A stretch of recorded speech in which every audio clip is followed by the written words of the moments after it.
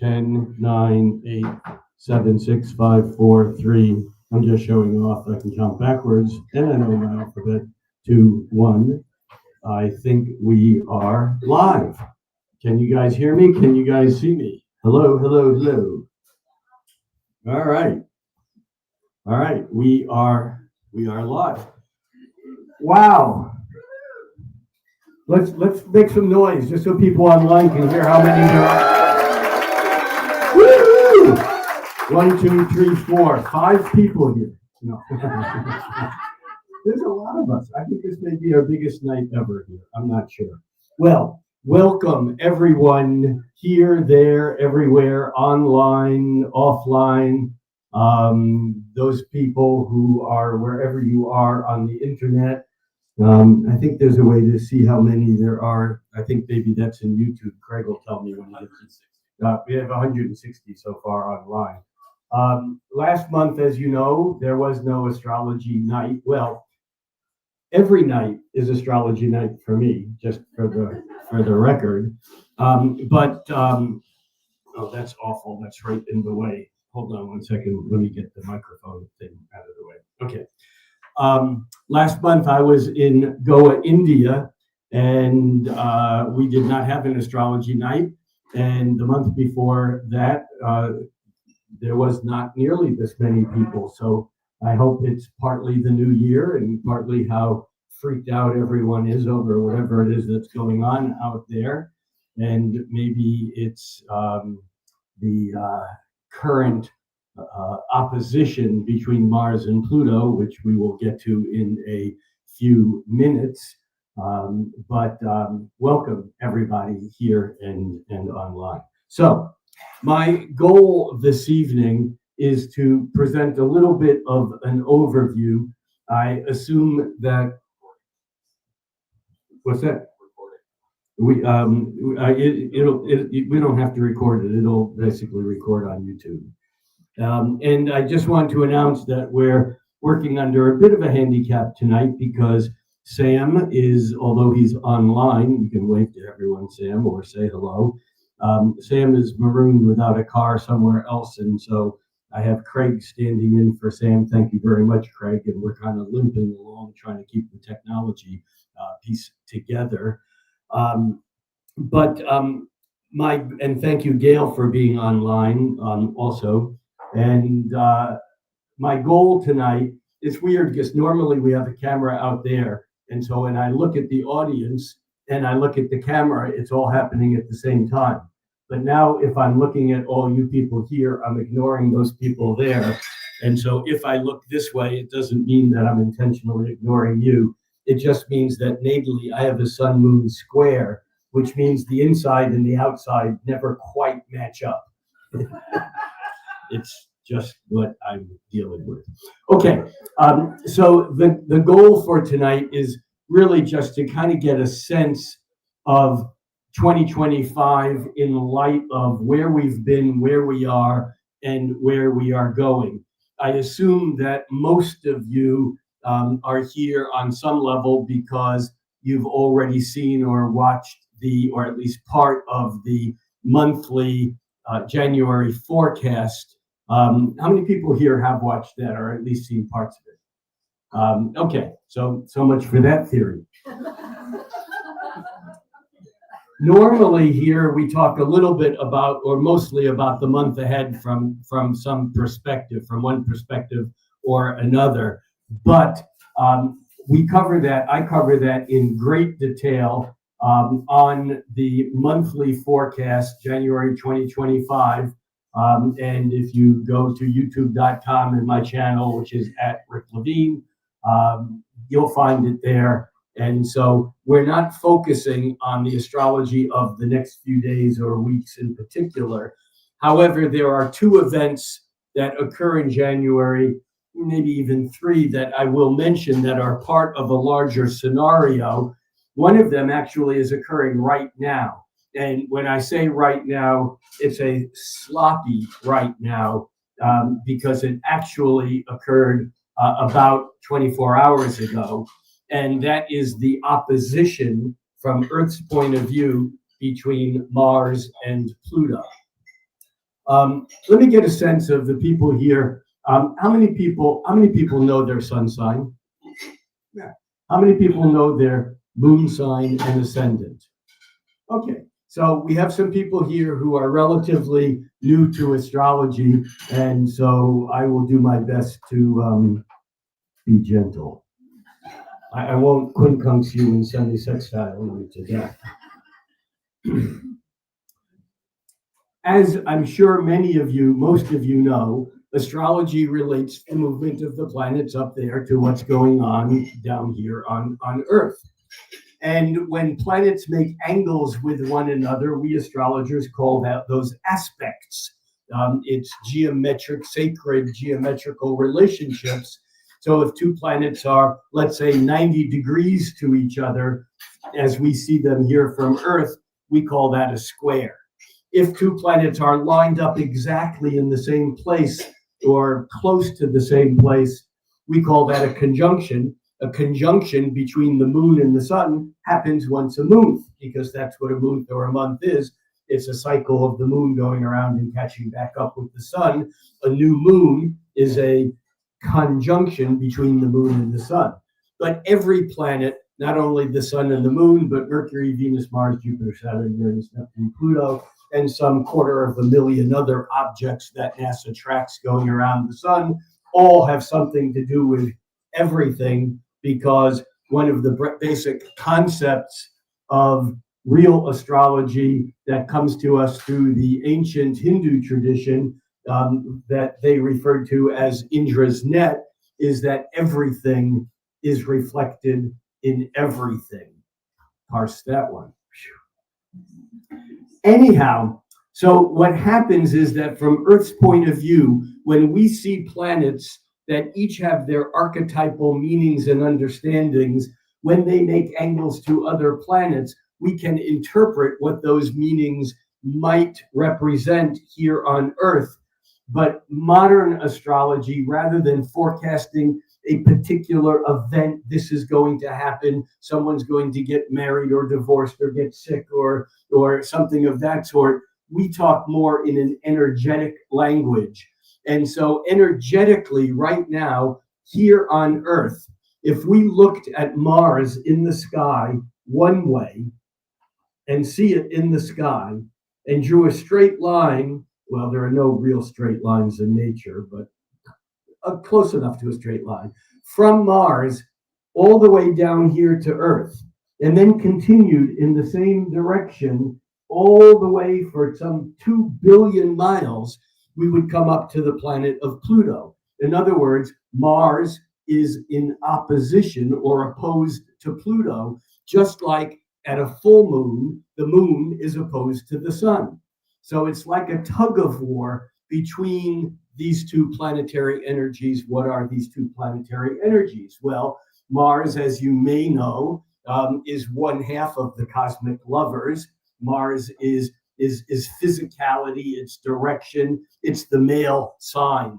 It's the going somewhere. Mars archetypally has to do with how we create and defend boundaries, but it also has to do with how we assert ourselves into other people's spaces. And when that's done, let's say, not in a positive way, assertion becomes aggression.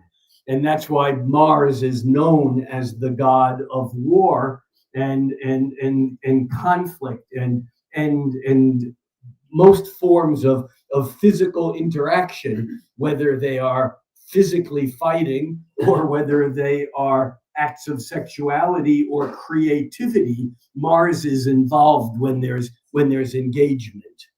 But Mars is known as the planet, the god of war, the planet having to do with conflict.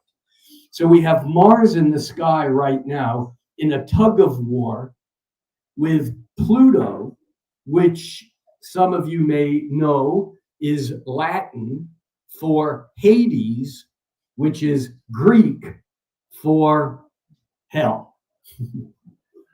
Now, here I have to do, and I know some of you have studied with me for the longer term, I call this my brief Christian disclaimer. Now, I'm not disclaiming Christianity, but I'm disclaiming their concept of hell as a place to go, a place that we go to get punished.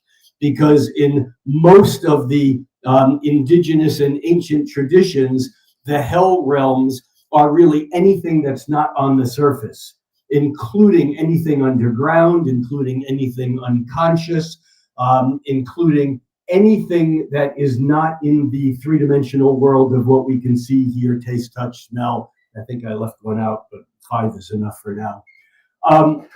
And so Pluto, as the lord of the underworld, has to do with that bacchanalian urge of things that are repressed, whether they are erotic pleasure-oriented or whether they are destructive and violent-oriented. Pluto is kind of considered to be a difficult archetype to work with, not that Mars isn't. But Mars is more on the surface. With Mars, we see, what is it? What we see is what we get. With Pluto, we don't see it because Pluto is unconscious. When anyone ever says, oh yeah, I do that unconsciously, they don't have a clue. Because if you're doing it unconsciously, you don't know you're doing it. I mean, it's that simple. Now, we live in a society where for the past 100 years, we as a culture, as a species, have been pushing through that boundary between conscious and unconscious, or conscious and subconscious, or conscious and pre-conscious. But there's a whole world of invisibility that we as modern 21st centuryites, 21st centuryers, I don't know, choose one. But that we as a culture today are pushing from that world of physicality and three-dimensionality into those realms of invisibility, into those realms of unconsciousness that began with the movements of both channeling and hypnotism and theosophy in the late 1800s, and then on into Freud's interpretation of dreams and Freudian psychoanalysis, and then Jungian psychodynamic psychologies, and the rise of some of these traditions that have been around for millennia, and that has to do with archetypal energies, mythologies, and those things that exist on a very, very profound but not necessarily conscious basis. Okay, what does that have to do today? Mars, in opposition to Pluto, is often a power struggle. It's often violent. It's often bringing things up from the hidden up into the realms of consciousness that may not be easy to deal with. Now, because the Earth is moving around the sun, as are all the real planets, I say real planets, we astrologers use the word planet in the old Greek sense, planeta, which means a wanderer. So anything that moves through the sky, we astrologers call planets. Whether it's the sun or the moon, we call them planets. Whether it's Pluto, that modern astronomers say is not a real planet. But I mean, the point is that if it moves around the sun, because the Earth is also moving around, the planets just, they look like, they don't look like they just move like this across the sky. Let me face the camera here. So they don't move like this because the Earth is going around. And so instead, the planets look like they go like this. They each have their motion of moving forward, apparently. I mean, they don't really move backward. But from Earth's point of view, they look like they move backwards, and that's called retrograde motion. Where many of us are familiar with Mercury retrograde, because as the fastest moving real planet, it goes retrograde the most often, and that's the one that's most often talked about. But all the real planets go retrograde, and what that means is that certain aspects are repeated 3 times. Once as the planet is going this way, looking like it's going that way. Then as it turns retrograde, it may make that same aspect a second time, and then it makes it a third and final time. Why is this important to now? Because Mars was opposed Pluto at the beginning of November, just one day before, a day or two before Election Day, the presidential election day in the United States, when stuff in a typical Mars-Pluto form, and there were other things involved certainly in this, came exploding or bubbling up with great intensity that from the hidden realms. Things came up into awareness that were buried for one reason or another, and it's not my purpose tonight to analyze why that happened, nor is it to be political. Well, no, that's not true. I am political, and my politics are, we are at a point that humanity has never been at before. And as I've said, I feel like I'm getting tired of hearing myself saying this already, even though it's only been a month or two. I want to say it doesn't matter who you voted for, but I can't quite get those words out. But from the standpoint of what I need to say, it doesn't matter because we are here now. And whether we like it or not, we're all in this together. It's like we're all living in a little village on an isolated island, and we're either all going to make it or we're not. It's that simple. And we're going to figure this out or we're not. And so from that standpoint, without spending time voicing my own political bias, which may be apparent and that's fine, but without going there, it's important to understand that we are now in new territory. But Mars was opposing Pluto within a couple of days of the presidential election, and it is again now at the beginning of 2025 for the second time, and it will again for the third and final time make that same opposition in May. We'll look at April, I think, and we'll look at that chart. It may be June. We'll get there in just a moment. It will again I can't not go there. So many dates in my head. What year is it? So Mars opposed Pluto for the first time on November 3rd. For the second time, it was yesterday, which means it's still within less than a half a degree of being exact. And astrologers use what we call an orb, which is kind of the range of interaction, which things don't have to be exact, but the exactness is often considered to be more important. It was exact yesterday, but what we've seen unfolding in these past few days with a little bit of an upswing, maybe even a lot of upswing into an already violent world, we've seen a number of things from accidents to things that were apparently on purpose that had to do with, or that still have to do with violent interactions or expressions. And again, it doesn't mean that these can't occur at other times, but in some ways it's bringing things up from the hidden realms into our awareness. So the second Mars-Pluto opposition was yesterday. Today is obviously evening on January 3rd, and that would be here in Seattle. I know that where I was all of last month or so in India, it's already January 4th. I still can't wrap my head around time zones. I can do higher math, but I can't do time zones. The third and final time, as I said, actually, it was my first hit, is the end of April. It's April 27th.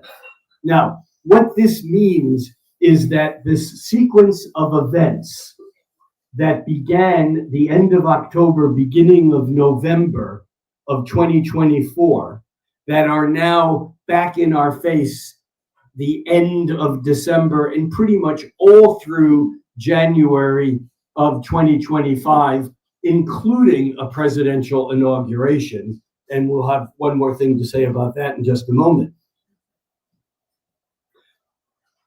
But here's the thing, whatever these events are from last October, November to now end of December, January, are not done, because there's a third and final twist on all of this that still has to play on through. And so it's important to keep that in mind. And in many ways, the message that I'm going to be coming back to again and again is the fact that 2025 is a transitional year that like we've never seen before. And I mean astrologically and technologically, because we can't separate astrology from technology.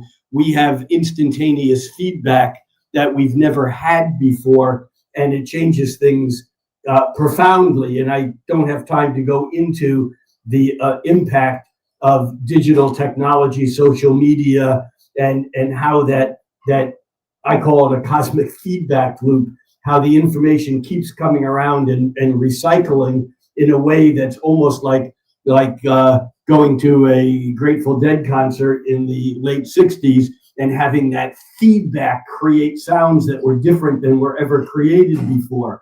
We're living in a world where we're creating these feedback loops of these planetary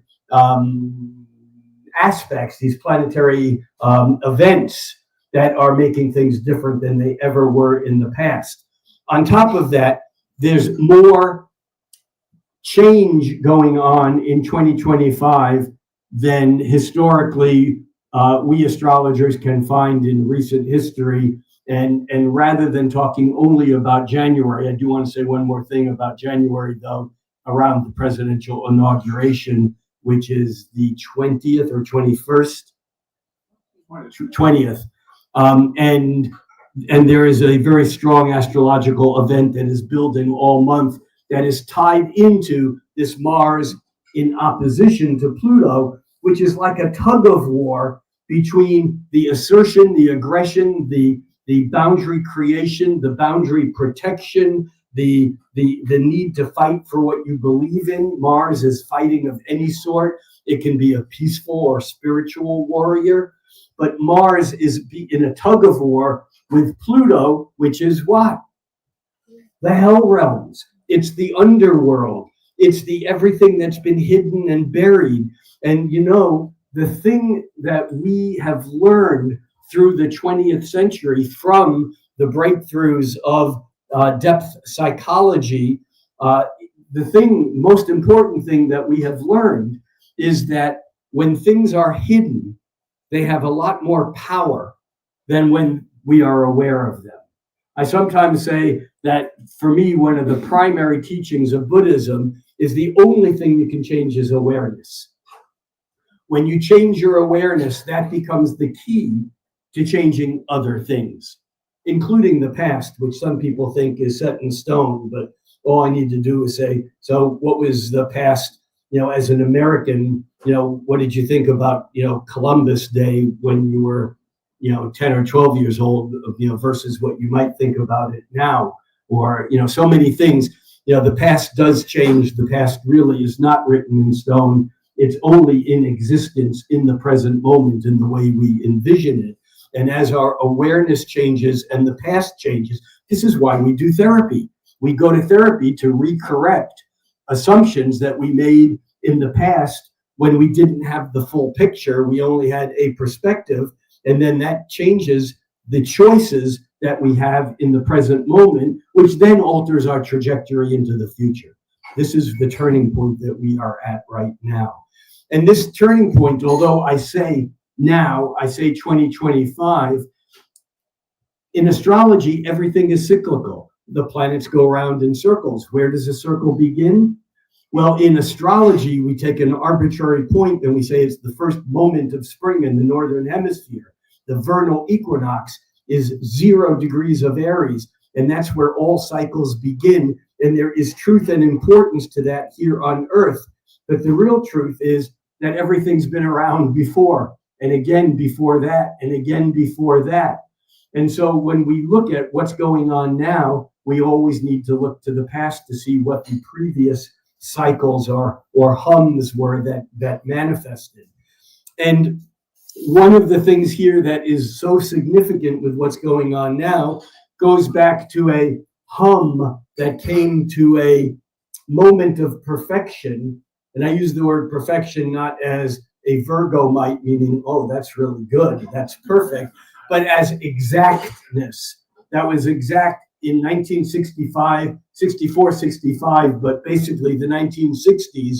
Those of you who are, astrology practitioners or students, you know that in the mid 1960s, there was a conjunction, an alignment of Uranus that takes 84 years to go around once, and Pluto that takes 248 years to go around once.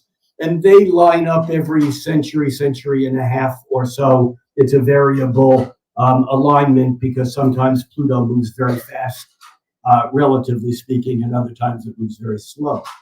But what happened in the mid 1960s was a seed period at that Uranus-Pluto conjunction that impacted the 60s even into the very early 70s. These are very slow-moving, long-lasting cycles. If anyone is interested in history and astrology, the encyclopedic go-to book is, come on, someone's got to know, Cosmos and Psyche by Richard Tarnas. It's an overwhelmingly deep, intense book. It's not an astrology book, but it's astrological, and it's basically a study of the major historical transitions that humanity has been through for the past couple thousand years and how they relate to these very slow-moving astrological cycles that don't impact individuals in that same way, because a Pluto cycle is 248 years. And we all know what a birthday is. It's when we have one complete sun cycle. From the Earth's point of view, it looks like the sun has gone around once. We know the sun is really in the center and the Earth is going around the sun. But we all know what a birthday is, right? Many of us who study astrology know what a Saturn return is. Happens about age 29 and a half. And that's one Saturn cycle. And this has to do with growing up, with becoming an adult, with making it real. Around our Saturn returns, around 29 and a half-ish, give or take a year, we do things like get married, get divorced, buy homes, sell homes, change jobs, change careers, go back to school, quit school, have kids, choose not to have kids. We make decisions that impact our life for a long period of time. So if every planet has a return cycle, and we can track that, in fact, at our second Saturn return at around age 59-ish, we're often looking back and seeing, well, what was our life like? How did it work? What worked? What didn't work? Where are we going? How are we going to get through the third for many people from roughly age 60 to 90 or 58, 59 to 88 or whatever that might be. But the question is, what happens to you on a Pluto return? So what happens to you when you're 250 years old, 248 years old? That's why Pluto represents the unconscious or the hidden, because we only get one part of that whole cycle. However, many of you who have been listening to my stuff and other astrologers know that the United States Constitution was signed one Pluto cycle ago, 248 years ago. That we are and have been for the last few years and for the next few years, we are basically celebrating or mourning the United States of America's first Pluto's birthday. What is Pluto? Pluto is death and rebirth. And the fear of many people in the West is the fear of death, because we've been taught, or culturally we think that death is the end, whereas we now know, or many people know, and certainly indigenous peoples around the world and older religions than the Judeo-Christian traditions know that death is not an end, it's just a transition point. And the point here is that there is something in the United States that is dying, and something is being reborn, but we're in the middle of it, and so we don't have the perspective.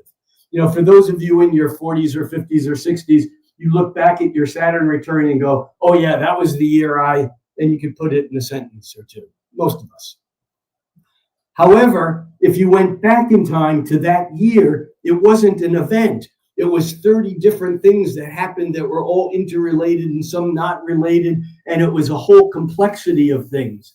And yet when you're in the middle of something, you don't have the perspective that we may have in 50 or 100 years to see what the hell, and I use that word as a double entendre intentionally, what the hell happened in 2020 through 2025, 6, 7, 8, which is really the larger turning point. So I'm talking about January of 2025, but I'm also talking about 2025. But I'm also talking about the 1960s through the late 2020s. And depending upon our spectrum, the width of our spectrum, the width of our perspective, those are all now. Okay, so I said there was a second thing in January I want to talk about before I back up and talk more about 2025 and where this is all leading. So we got the tug of war between the tug of war. Paul McCartney wrote a wonderful song called "The Tug of Peace," which is actually worth listening to. It's a good song.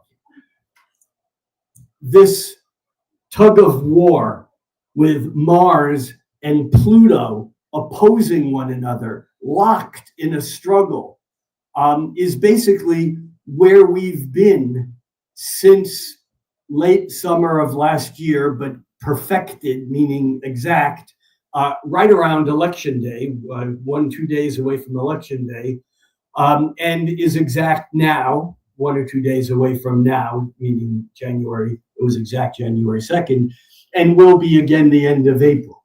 This is one of the things that we're still in the middle of. Not feel like we're in the middle of it, but we are in the middle of it. Someone is saying that there's no sound. Are you online? Is that? You just got to talk into your laptop. Okay. Well, thank you for not interrupting me or interrupting me. All right. So we are using a different mic here, and I will do my best to stay a little bit closer. Could you guys hear me now if I talk like this? Someone say yes, no. Okay. Sound is good. Thank you. So there's this tug of war between Mars and Pluto. Secondly, we have another cycle that we're also in the middle of, and this has to do with the planet Saturn and Pluto. Now, as much as Mars is associated with the heat of passion and the heat of anger and the heat of impulsive activity, including most war, Saturn is a much more serious player. Saturn is the heavyweight of the zodiac. It was the slowest moving planet until we had technology that allowed us to discover that there were other things out there that were invisible. And that process began in the late 18th century with the discovery of Uranus, then in the 19th century with the discovery of Saturn. I'm sorry, with the discovery of Neptune, and then with the discovery of Pluto in the 20th century. And I see that the screen is frozen, and if it unfreezes, someone let me know. Not sure why it's frozen, but still frozen? Yeah. All right, let's see. I can't refresh, but I can do this. I'll be right back, everyone. Oh, never mind. I'm back.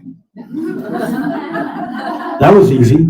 That was like being reborn without dying. Oh, yeah. We outsmarted Pluto this time.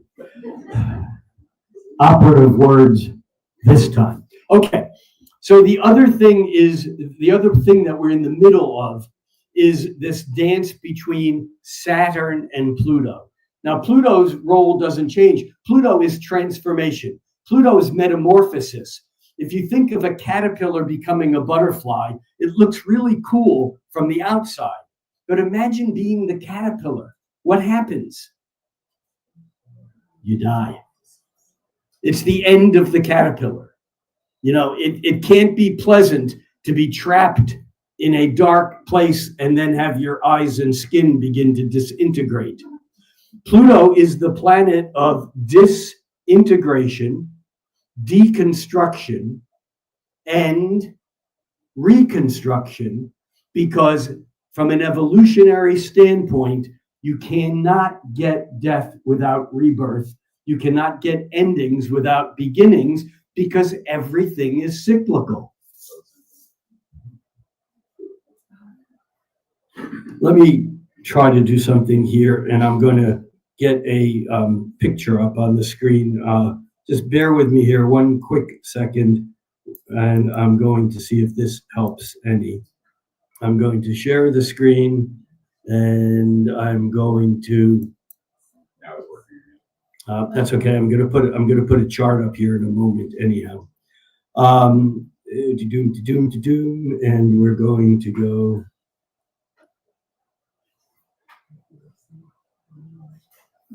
All right, hang on one second. Hold on one second, everyone, except for you guys here.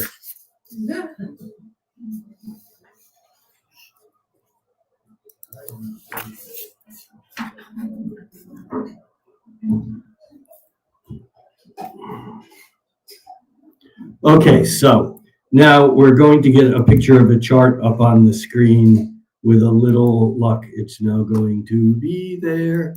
And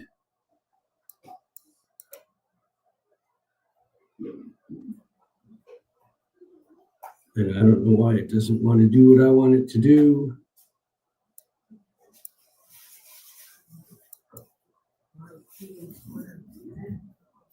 All right.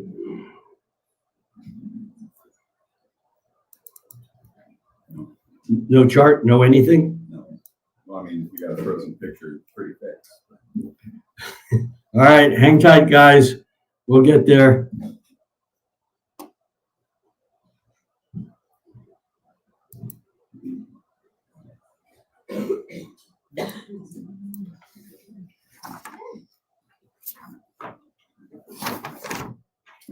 That's good.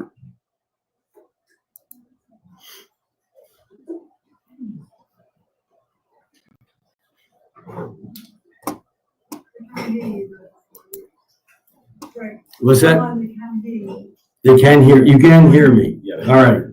Good. So we're working on this, and this will be. Hang on one more second, and present and.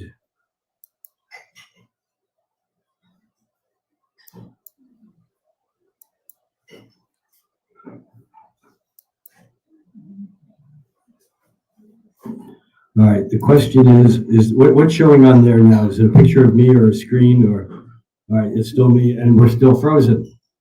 We're frozen again, but you can hear me. All right.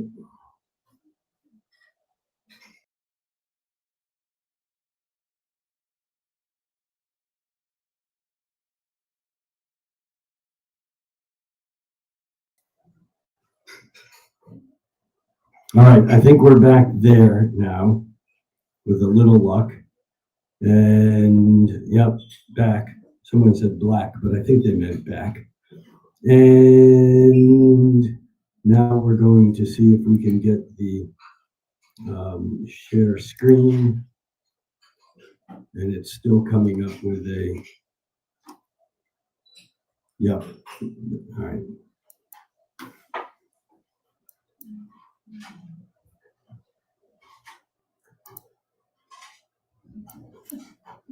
All right, just hang on one more second, and if we can't do this, we will do this another way. Doing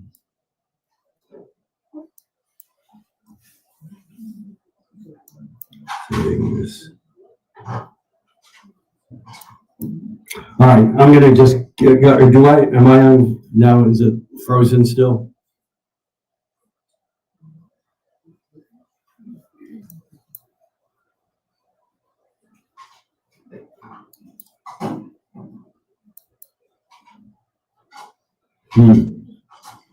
Frozen again. Sound is good. That's great, but all right, I'm going to stop the camera, see what that does for a second. I'm going to start the camera again, and And I don't know whether that helped or not, but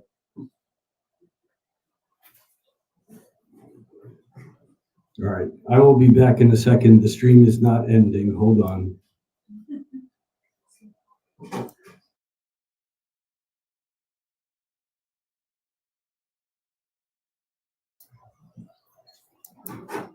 All right. Is there a way, Craig, for you to go to where it says present and share screen? I want to unshare my screen. Somehow or other it's locked on something. All right, I have an idea. Just hang with me, everyone, for another minute. Sorry for the complication.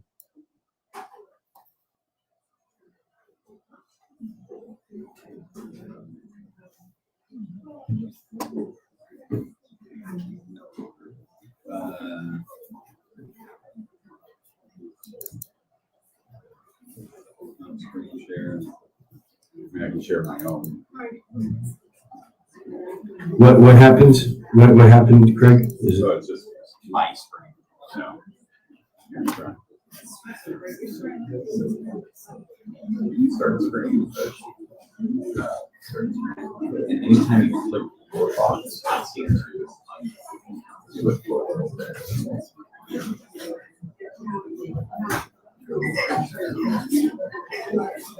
That little pop-up starts.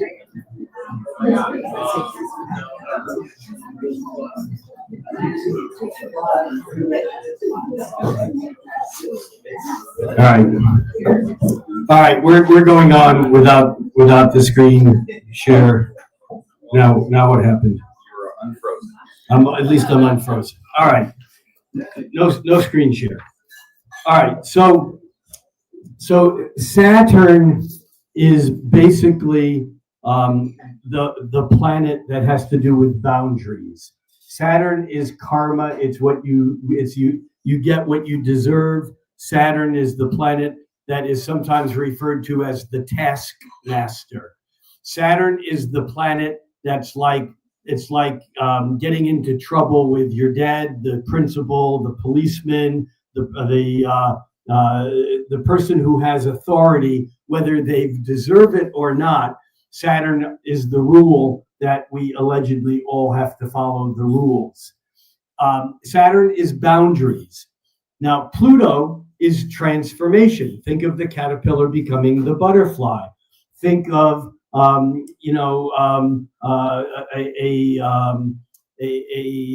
tribe that was defeated and enslaved becoming free.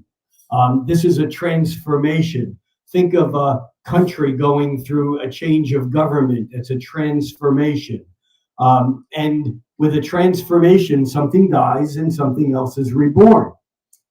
When Saturn and Pluto interact with one another, boundaries, Saturn, go through rubbing up against each other and having to kind of deal with the consequences of that. Now, the most obvious Saturn-Pluto events, see, Pluto takes 248 years to go around once. Saturn takes about 30 years, 29 and a half, but think 30.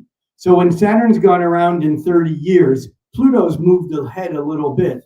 So it takes Saturn about 33 to 38 years to catch up with Pluto.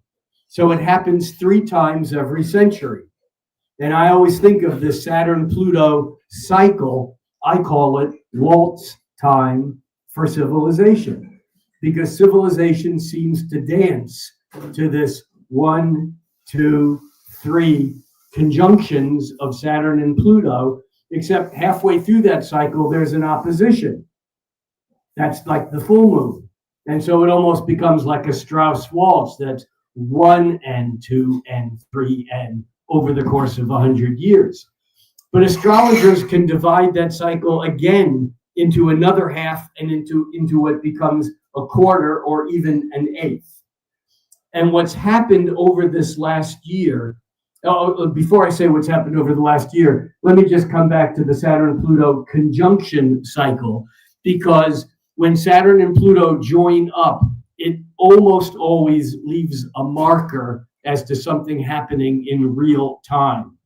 The last time that Saturn and Pluto were at the full moon in opposition was in the fall of 2001, I think September 11th. The time before that, when they were joined up in conjunction, was 1982. Maybe not a big year for a lot of people, but in 1982, Israel invaded Lebanon. In 1982, there was a war between a colonial power in the Western Hemisphere for the only time in the 20th century, and that was the Falkland Islands War, which may not be big for many of us, but it was a real war, and planes flew and bombs dropped, and Argentina was fighting against its colonial ruler on the Falkland Islands, and the Falkland Islands were basically liberated from England during that war. That's 1982. There were other things also then that were very important. Go back another cycle to the conjunction prior to that was in August of 1947, within a year of the United Nations being founded and Palestine disappearing. Going back a conjunction, and also it occurred within 4 days of the partition of India and Pakistan and the liberation of India and Pakistan from the United Kingdom, or from the British Empire. Go back another cycle prior to that. 1931 was their full moon. That was the year that Hitler came to power, Stalin came to power, Mussolini came to power. Japan invaded China. The United States was in the midst of the Depression. You're at the beginning still. Go back to the cycle before that. Within a week of the Saturn-Pluto conjunction in 1914, in August of 1914,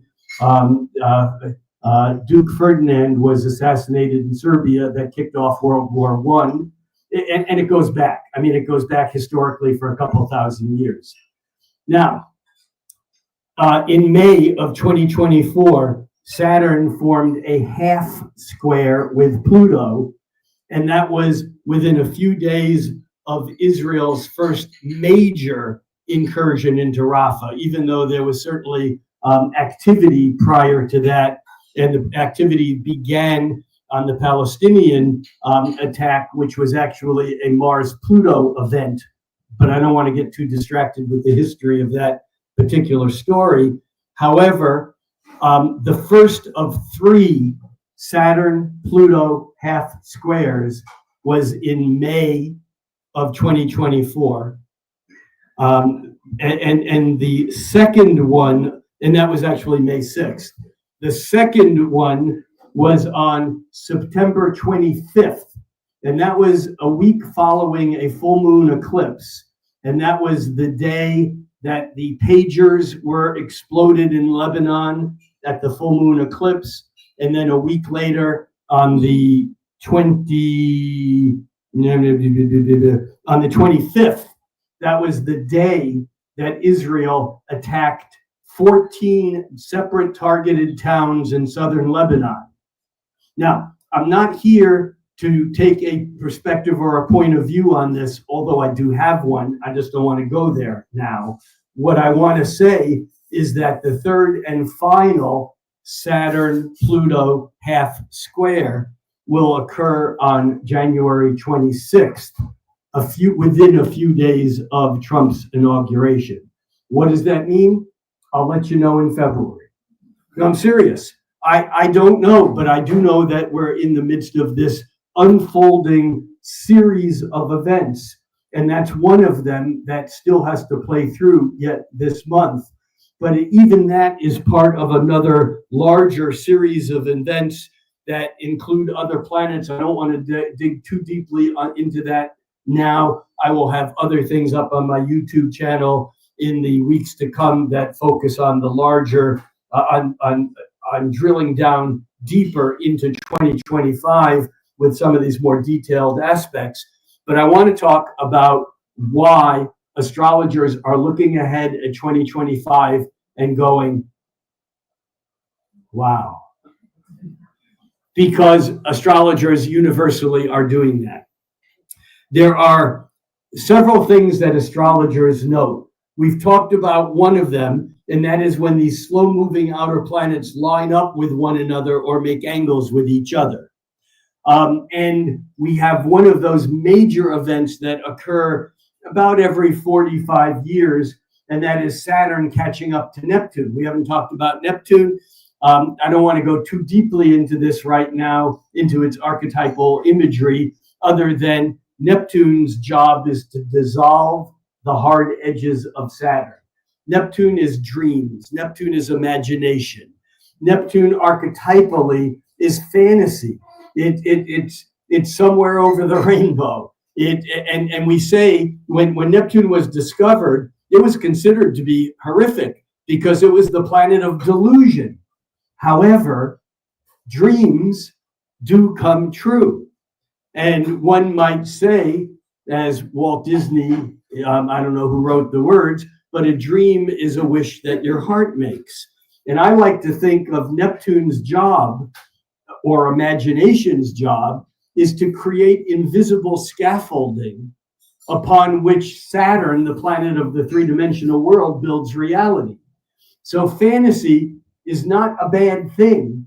It's only difficult when we think it's the truth and then don't do anything to make it true or reach so far that it's impossible for it to be true.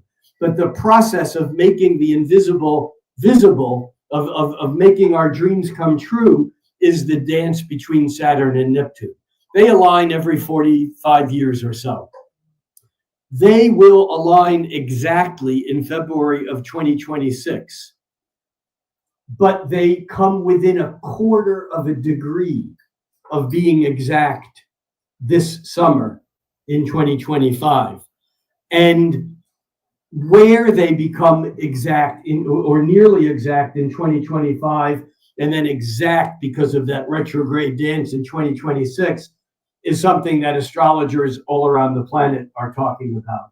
And that is that this exact alignment of the planet of reality and the planet of illusion, although some of you who've studied astrology may know the work of Rob Hand. Rob used to say that astrologers used to believe that let me get this right. Astrologers used to believe that Saturn was reality and Neptune was illusion. Whereas now we've come to learn that Neptune is reality and Saturn is the illusion there was one. It's an interesting dance between how imagination becomes manifest. But Saturn and Neptune will align at 0 degrees of Aries. This is the starting point of the zodiac. And many astrologers use that 0 degrees of Aries, that point of the beginning of the zodiac, that moment of where the sun is at the vernal equinox in the northern hemisphere. Many astrologers use that as if it was a planet. That's how important that point is. It's called the Aries point. And for an outer planet conjunction like this to occur at that point is another level of significance. In fact, I, and probably most every other research astrologer on the planet, has spent time with their computer trying to see when the last time Saturn and Neptune aligned at 0 degrees of Aries. And the answer is, if they ever have, it was over 4,000 or 5,000 years ago.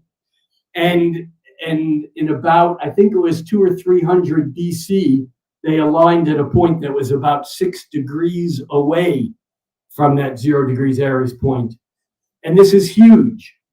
But what this also now leads into is the fact that Neptune, having been in the sign of Pisces for the last 14 years, in 2025 is tipping into a new sign.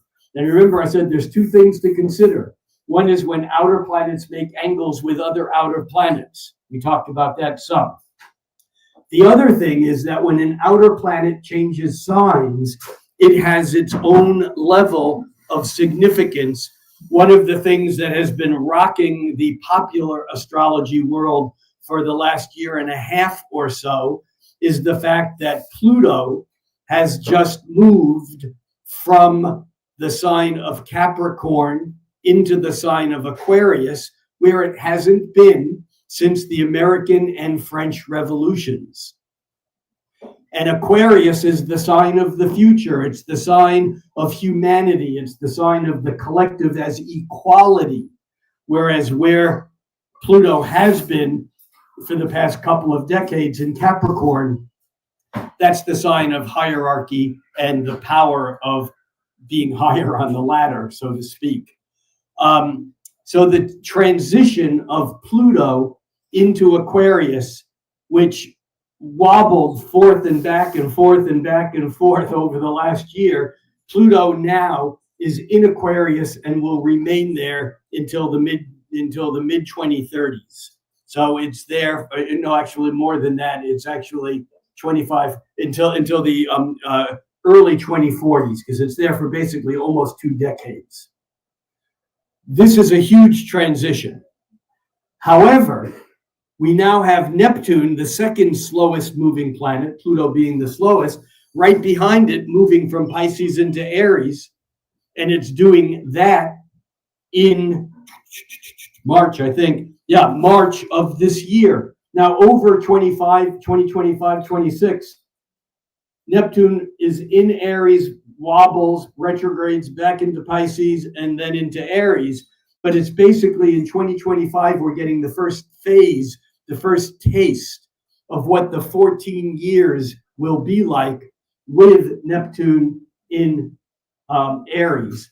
And then behind that, we have Saturn, faster moving, but still pretty slow moving, 29-year cycle. Pluto has been in Pisces for the last 2.5 years, and it's moving from Pisces into Aries right behind Neptune. It does that in May, and that's when the two of them get so close together at 0 degrees of Aries, and then they turn retrograde, and they don't become exact until February of 2026. What did I say? Saturn and Neptune. I said Pluto, Saturn and Neptune. So Saturn moves from Pisces into Aries as Neptune is moving from Pisces into Aries, and they are right doing it exactly together. And as they're doing it together, they are both making a harmonious aspect, a sextile with Pluto that is strengthening Pluto's change into Aquarius. And that in itself would be huge, except, or in addition, we have Uranus, which is the third slowest moving planet. And Uranus takes 84 years to go around once. It spends 7 years in a sign.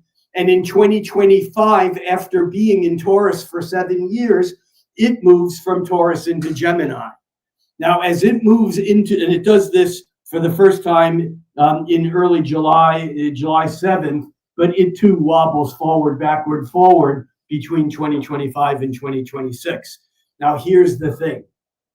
Uranus and Pluto, when they joined in the mid-1960s, created a beginning of a huge transition that involved the rising of all that which was unconscious and hidden, and Uranus, the planet of shock, surprise, revolution, awe. It's lightning striking. Uranus is the quantum planet because you never know quite how or where lightning is going to strike, even if you know there's a storm. Uranus is the planet of unexpected change and revolution. Uranus, when it lined up with Pluto in the 60s, created revolutions around the entire planet. It wasn't just the hippie revolution or the street revolution or the anti-war revolution in the United States. There were revolutions and street demonstrations in Paris and Mexico City and Indonesia. It was all over the world. And in some ways, in the 1960s, we had major issues like civil rights, which came, and these issues never go away, but they popped, they exploded into our awareness in the early 60s. And by the mid 60s, we had the Civil Rights Act and other things of that sort that were major transitions, regardless of how effective they were over the long run. That's another story. But it was a huge thing then. We had the rise the second wave of feminism, I believe it was that, with Ms. Magazine and the whole, the pill and sexual revolution in the 60s. We had students and people demonstrating on the streets all around the world. We had people doing substances and practices that were changing the internal ecology of people all around the planet, whether it was Timothy Leary and Ram Dass talking about tune in, turn on, and drop out, or the rise of yoga and or Eastern philosophies in the West. We had a sense of ecology, the first Earth Day. I mean, there were so many issues that were happening during that time. And by 2012 to 2015, we now had Uranus square 90 degrees to Pluto. The conjunction is the seed. That was the mid-60s. The square is the conflict that says what's going to continue and what needs to go away. Things come back around. And in that period of time, we had, again, demonstrations all over the planet. We had the Arab Spring. We had Occupy Wall Street here in the United States. But in Indonesia, again, all over the planet. Instead of feminism, we had this huge breaking into consciousness, Uranus, sudden, Pluto from the depths of what became gender fluidity, transgender issues, gay marriage that was legalized, not only in the United States, but in many places around the world. This was all going back to the seeds of the 1960s, astrologically. We had other issues around racial equality, or I should say inequality, that also then just exploded during that period of time with things like Ferguson, Missouri, but many other things that certainly culminated in the 2020 period, which is another piece of this whole thing. I'm trying to tie together a whole bunch of different points in history that lead, especially with the Uranus-Pluto cycle, to when Uranus moves into Gemini in 2025, Pluto having moved into Aquarius, as it only does once every 250, 248 years. Aquarius is an air sign. Gemini is an air sign. Astrologically, we call these two signs trine, meaning there's an easy flow of energy. It's almost like the antithesis of a square, where the energy is blocked and there's resistance and there has to be conflict, engagement, and something needs to be dealt with, which is what the 2012 to 2015, really the whole 2020s leading up to, the whole 2010s leading up to 2020. But starting now, contrary to the way it seems like things are going politically, as Pluto in Aquarius, Neptune and Saturn moving into Aries, and Uranus moving into Gemini, creating trines and sextiles with one another, this is a time of flow. This is a time of smoothness. Now, I know this makes no sense as to what it is that we see going on today. However, once we look at the astrology of what's going on today, we realize that what's happening today is the height of the conflict. We might call it the old versus the new, or the conservative versus the liberal, or the this rights versus that lack of rights, or boundaries, borders versus not. I mean, there's so many ways you can look at it. Right to life, medical sovereignty. I mean, there's so many separate issues, and they're complicated because you can pick any one issue and make a stand on it and find that you're in bed with or next door to someone who has that same issue at the top of their list and another issue that you're on the exact opposite end of. That's the complicating factor these days. But the point here is that things are not as they appear, or things are coming out in the open, and the conflict is as great as it ever can be. What's going to happen? I don't have a fucking clue. But I know the energetics of this moment. I know the energetics of that. What's going on is only part of a process that we are stopping at this moment because of this event, a presidential election, a presidential inauguration, a horrific series of events, in the Mideast that really has been going on for, I don't know, a couple thousand years, but certainly for the last 50, 70 years has been very intense, and certainly for the last year has been just, one cannot maintain a sense of humanity and compassion and look out there and not just go, I give up, I quit. How is this ever going to make any sense? I don't know, but I do know this.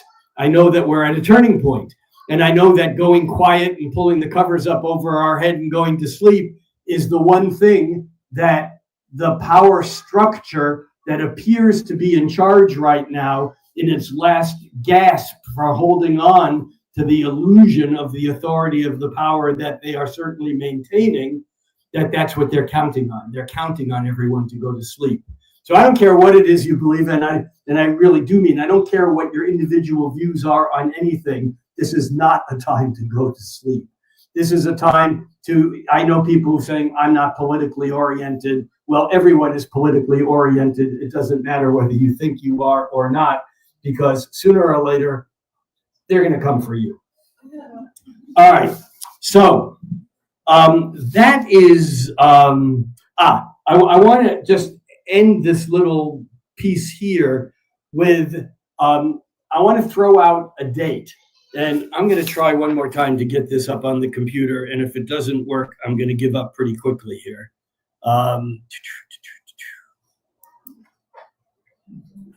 Share screen. And I don't know what it's sharing, if it's sharing anything, but it's not giving me the option that it was giving me before to how I share my screen. That's the weird thing here.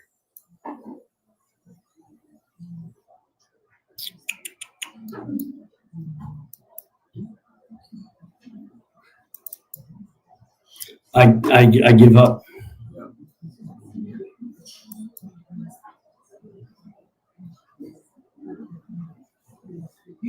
All right. Never mind. What I want to say though is that in July, actually, I'm going to look at you'll see it here on this screen here, I think. Although you're getting that, yeah, you should be able to see this here.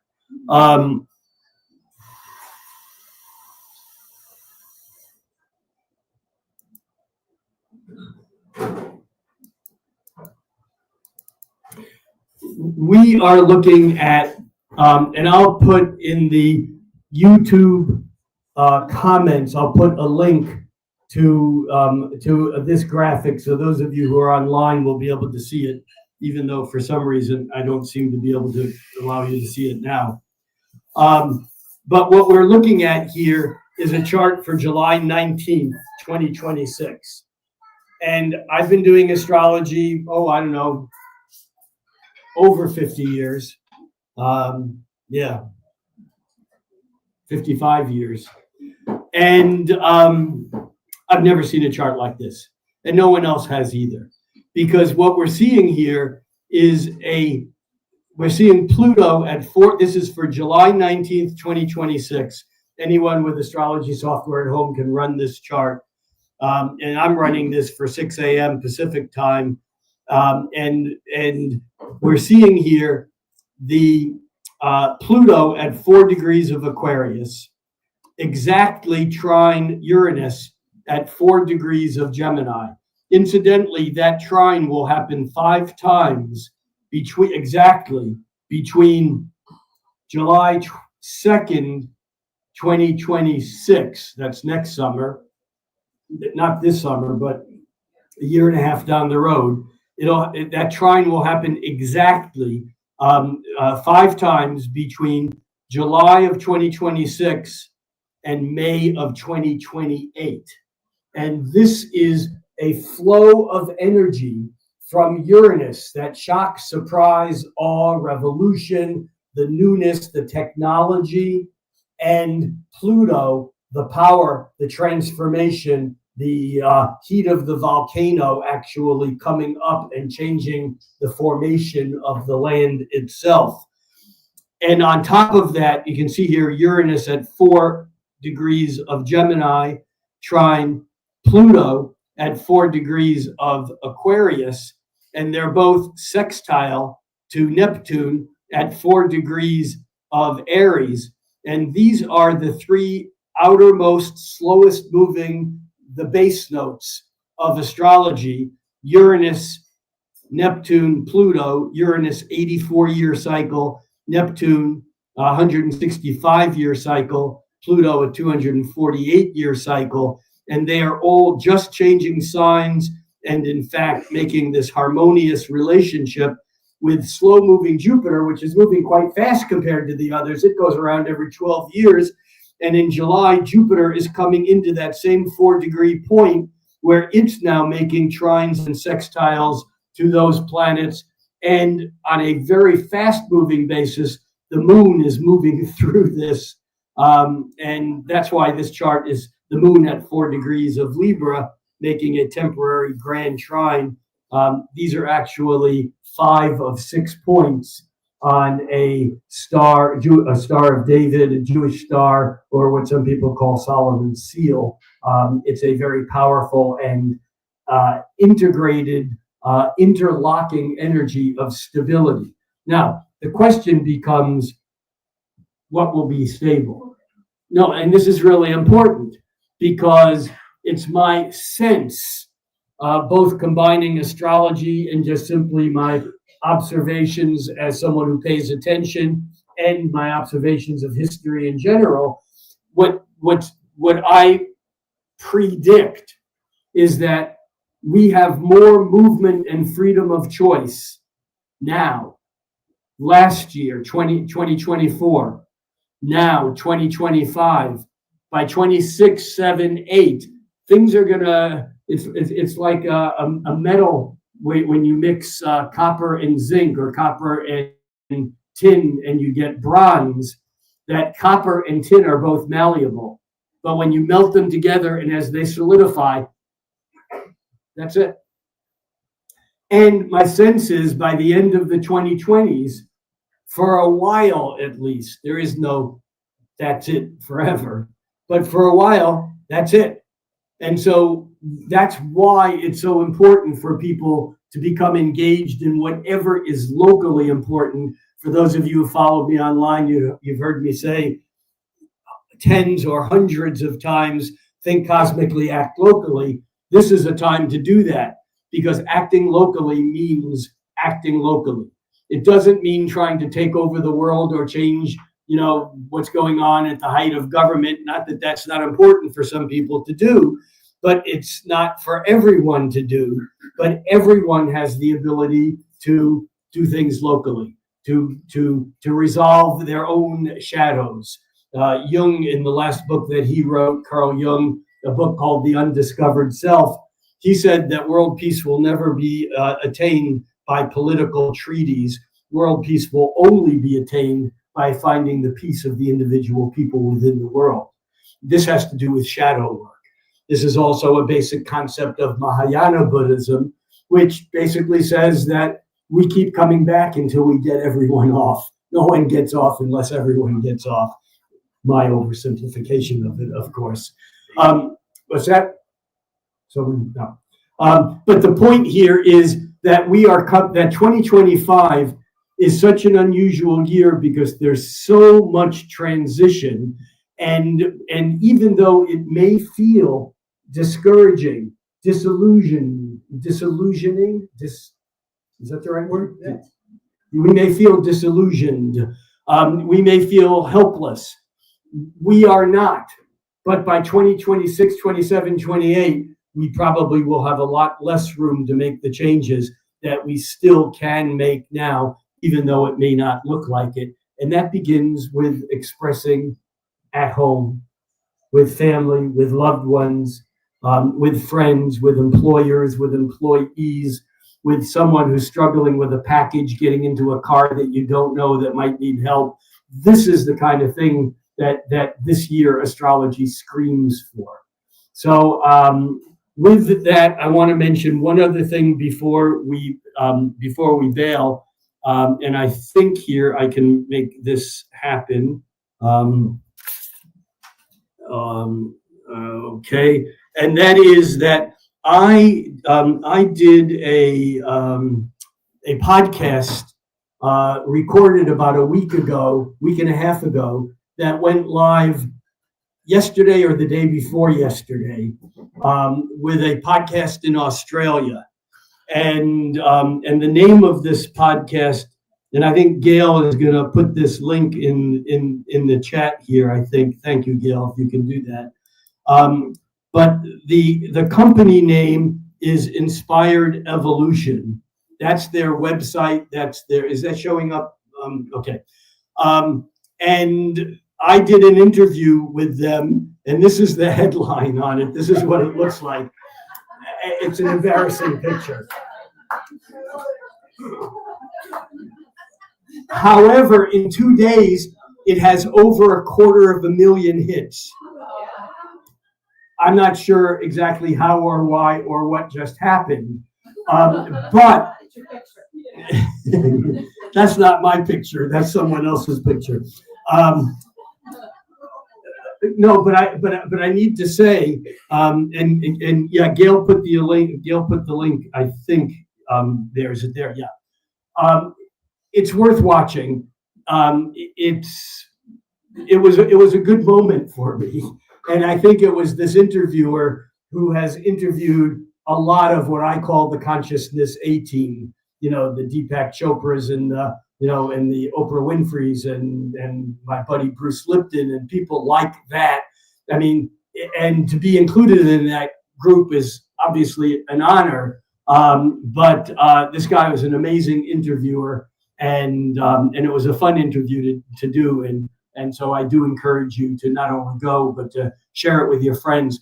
It's intended for people who are not astrologers. It's a discussion that would make sense to someone who doesn't know even the light technical stuff that I talked about today. So I wanted to share that with you all. Now, what we're going to do is we're going to take a break here in a couple of minutes. I got a couple of things I need to say first. Let me get rid of this picture and come back to me there. What I want to say is two things. Number one, during the break, I'm going to figure out how I can get the charts out to you people online. If I can't, well, I'll let you know, and we'll just break at that point in time for you. But for everyone here, regardless of whether I get that working or not, what we're going to do is we'll do charts of 3 people in the room, short versions, demonstrations of how this stuff works in real time locally. For those of you who want to leave, no harm, no foul, no blame. This is your chance once we take a break to go, but we'll take a break for about 10 or 15 minutes. I want to say 2 things before the break, though. Thank you to Makia and to the baristas and to everyone here at SoulFood for creating this space and for hosting community events like this. And I want to say that there are actually 2 ways to vote. One is at the ballot box, and the other is with where you spend your money. And I think that we all have, even though it's past the holiday season, we all know someone who has a birthday coming up or a gift. Rather than going to Amazon, the course of least resistance, and buying something and having it delivered, I encourage you to look around at the cool stuff here. There's a lot of cool stuff here. And if you have something, show your love by buying something here. Secondly, the bar will be closing shortly. And so if you want to get in a drink order, once we break, this is your moment to do that. Thirdly, I know I said 2 things. Thirdly, there will be little forms on this table. If you want to be considered to have your chart done fill it out with your name, your email address, your birth date, place, and time, and I will pick, or someone will pick 3 names out of a hat, and we'll look at 3 charts live, real. I won't know the people, hopefully. If I do, actually, I'll put it back in the box. And that's also your way of, if you fill that out, to get on my mailing list. For those of you who are online, who are not on my email list, go to Rick Levine Astrologer, www.ricklevineastrologer.com. You can sign up for my email list. Every month, I pick 1 person out of that list by random. Actually, my assistant Gail picks them out.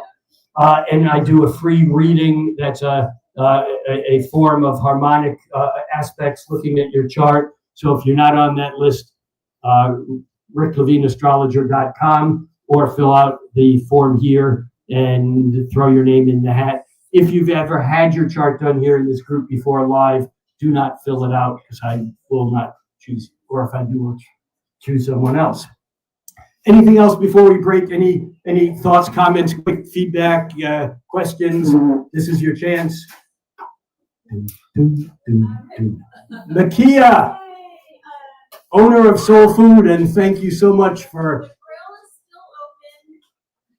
The latte machine is still open. After the break, we will be down to tea and drip coffee.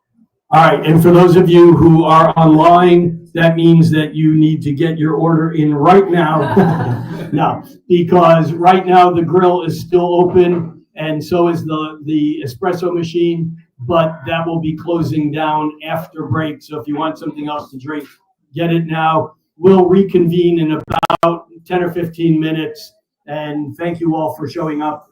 You guys are great. You guys are why I do this. Thank you all for your support, for your love, and for your attendance. And go out and be awesome.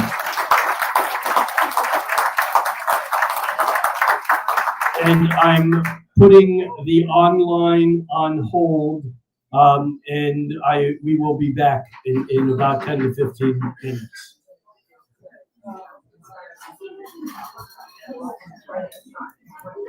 I like that photo.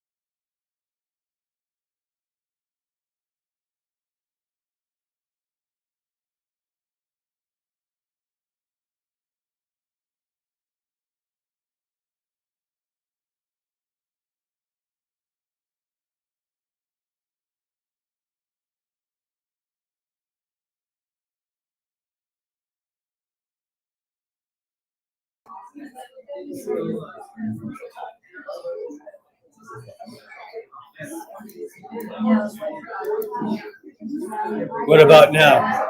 I got just loaded screen, so it looks like in a moment. Oh.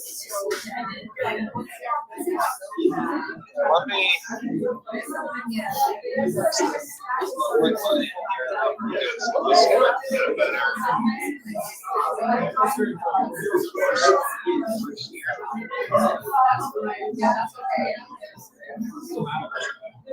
It's still, okay, I see your name now, so it looks like it's just continuous uploading on my screen. It's black. Oh, yeah, I see it. Yep. Yeah, I see you and I see me. Shorts. Okay, so I'm now taking that off. Remove. Now, how do I do that without losing it completely? Yeah. All right. And I am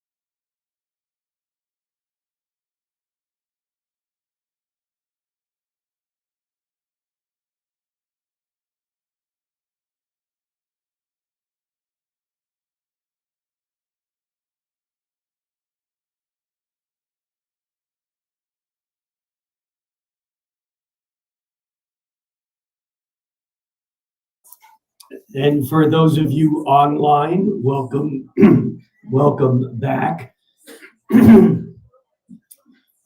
We have a few charts of people here that I and a couple of other people have picked out of the hat. Hey, Craig, could you give me a glass of water, please? And we will get started here in just a second. As soon as I have a sip of water, I have 3 charts, and I think we figured out how to get the screenshots up finally. And hang on one second.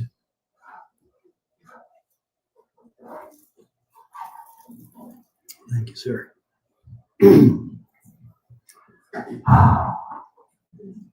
All right. That's really loud. I am going to put in these charts one at a time. We're going to spend just a few minutes on each chart. Remember that although you might feel very cool getting picked and like you've won the lottery or something, this isn't about you, it's about us. And so if we do use your chart, understand that you are being used because you are a learning experience for all of us. And yet my goal in doing these little mini readings, obviously it's different than doing an in-depth reading, but the thing here is the difference. If I'm doing a consultation, typically I would have a chart and spend time with it and print out some information that would give me the necessary pieces so I can put it all together. When I'm doing a chart here, I'm looking at it for the first time just as you are, and often it's not until the end of a 4 or 5 minute run that I realize, oh, so this person is a Virgo. I mean, you focus on different things, and sometimes it's not the most important thing. In fact, I've gotten to the end of a reading like this, and someone in the audience says, you didn't say anything about the fact that this person has the Sun conjunct Pluto. I go, oh yeah. So the point here is that this is not the same as doing a regular reading, and yet there is something to be gleaned out of it because every chart has its own pattern, and things often pop out that are important. When I teach astrology chart interpretation to my students, and by the way, I do that on Patreon. Anyone interested in deeper teachings, patreon.com/Rick Levine. But one of the games that we play when we're doing chart interpretation is looking at a chart and what's the first thing that you see. Doesn't have to be the most important thing, but what's the first thing that you see? Because it's always a way in and it's a place to begin.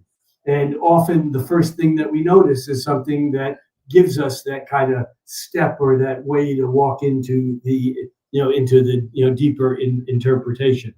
By the way, I didn't mention before, but I do want to mention 2 things here while I'm still both in front of you guys here locally and online.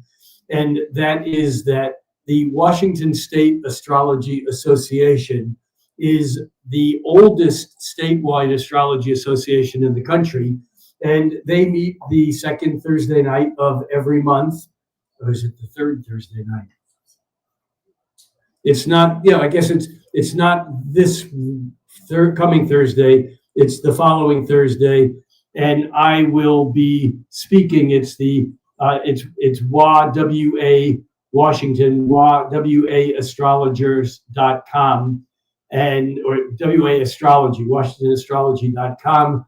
And I'll be doing a Thursday night lecture there entitled, There Are No Bad Charts, There Are No Bad Aspects, There Are No Bad Transits. And that will be both online, virtually, if you don't live in the area, or if you do live in the area, it's at the Puget Sound Yacht Club, which is where that organization has been meeting for, 40 years or more.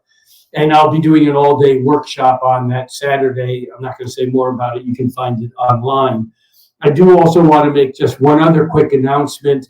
and that is that I'll be teaching a course through Kepler College, which I taught last summer for the first time there.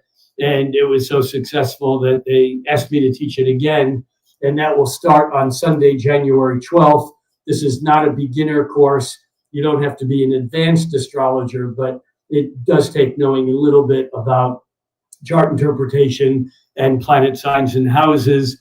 And this course, it's a 5-week course on Sundays at noon.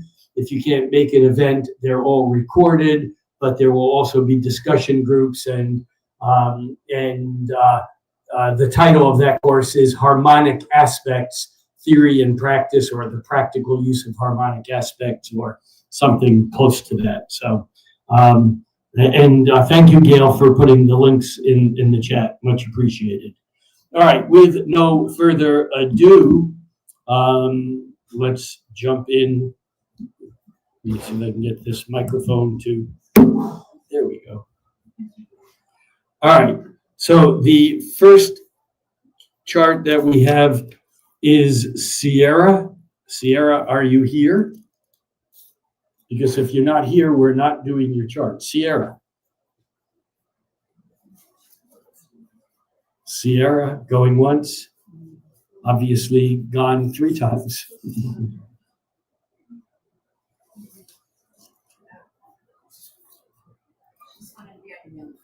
Okay then.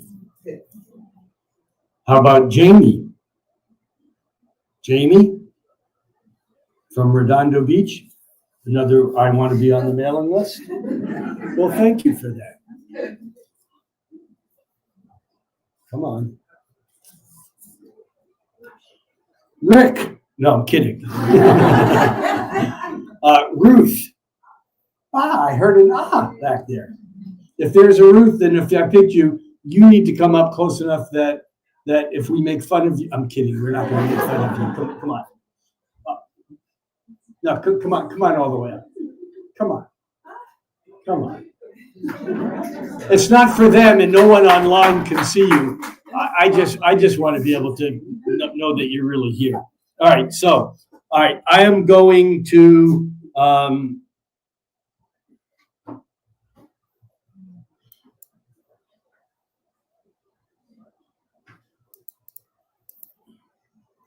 all right, and you guys should in a moment have a chart.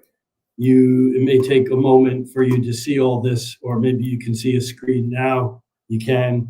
And let me get rid of this again. Hold on. And we are going to enter in a chart for Ruth. And even though you guys some of you put last names, I will not use last names on this. Ruth was born on January 29th. That's 1/29/88. And time of day is 8:25, and that's a PM. And Ruth was born in Montclair, Montclair, a Jersey girl, Montclair, New Jersey. No one says it that way. No one says it that way except for New Yorkers. True. Yeah, which, although you can take the boy out of New York, you can't take. Are you from Bronx? I'm a Bronx boy by birth. Yeah. Yeah, I've not lived in New York for more years than I've lived in New York, but nevertheless. Okay. All right. So we now have this data entered. We are looking at this chart for the first time together. And what we are looking at, hold on, I need to make one correction here so that we see a little bit more accurate data. And I'm going to go here to wheel styles and uniwheel, and we want to go here. And now we are looking with, what's your relationship with astrology in a sentence or so? Medium. Medium, that's a size? Personally, I wear extra medium. Okay, so, but you know your chart a little bit. I know my chart very, very well. Oh, well, that's I got it, but that's an extra medium.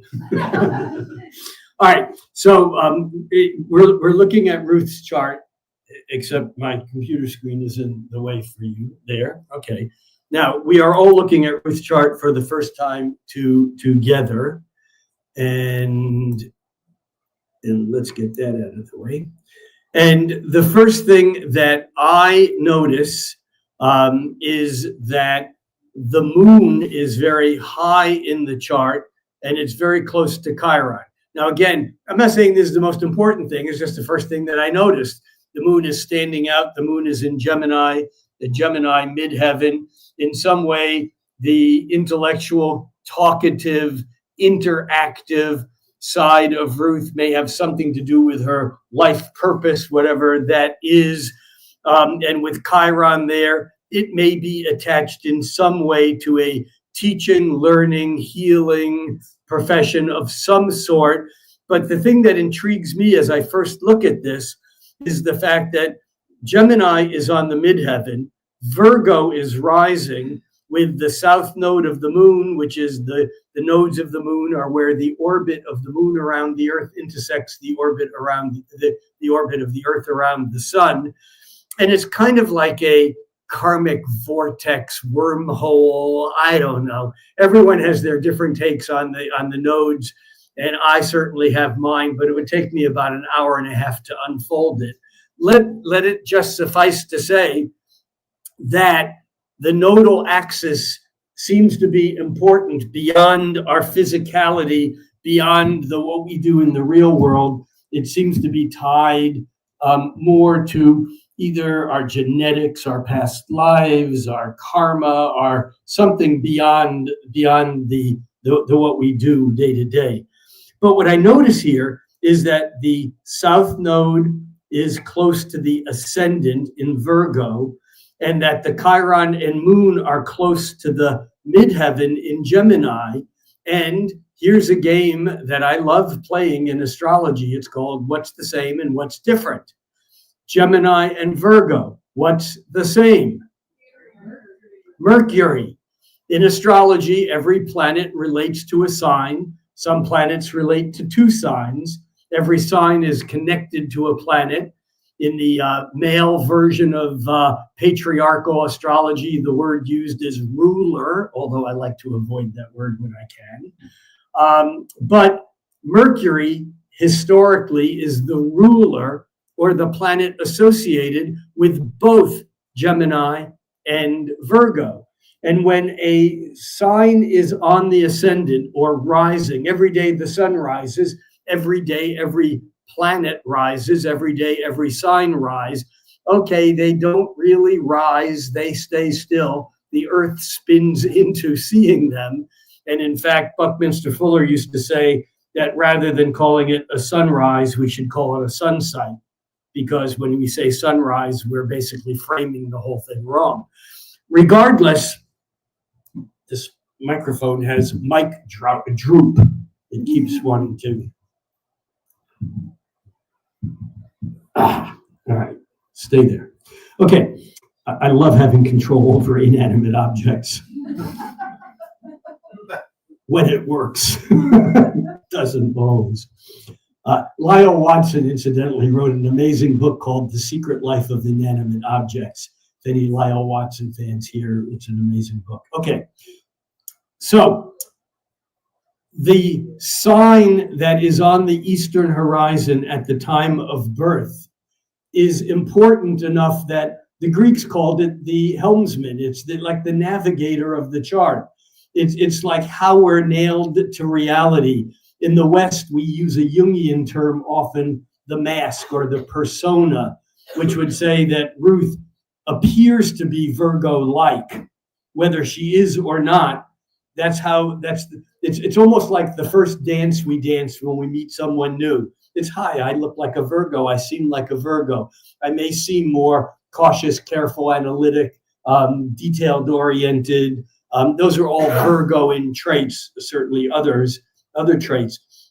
But the planet that's associated with the rising sign, in this case Mercury, is considered to be an important planet in the chart because it's kind of like it does the work of how of how Ruth engages with the outer world.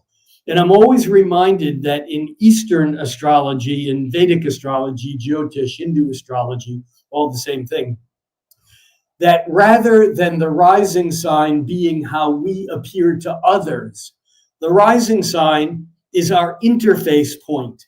It's not only how the soul gets out, it's also how reality gets in. So it's a very important point. And so whatever rising sign you have, whatever your ascendant is, the planet associated with that is a significant planet referred to as the horoscope ruler.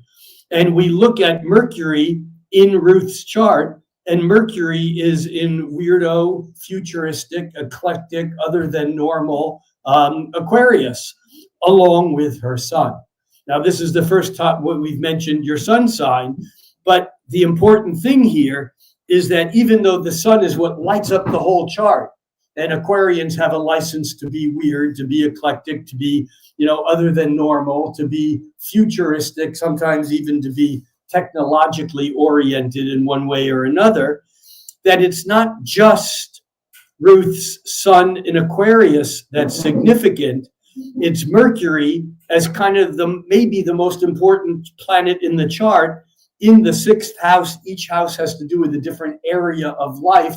The sixth house having to do with work or service or daily routine. And again, this might come back to the work that Ruth does, tied back to that communicator, the teacher, the intellectually important facet of whatever it is. This is embarrassing. All right, I'm not going to take it personally. Craig is going to come to my rescue.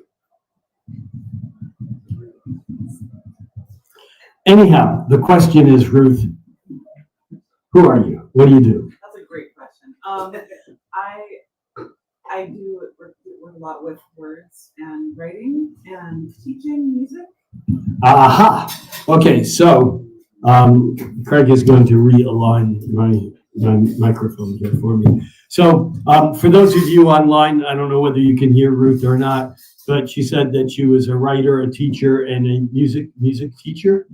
And so now we know that music is also an important piece of this. And when I hear this, and again, a lot of times astrology isn't about, it is, all right, we're dealing with microphone here. Wait 1 second.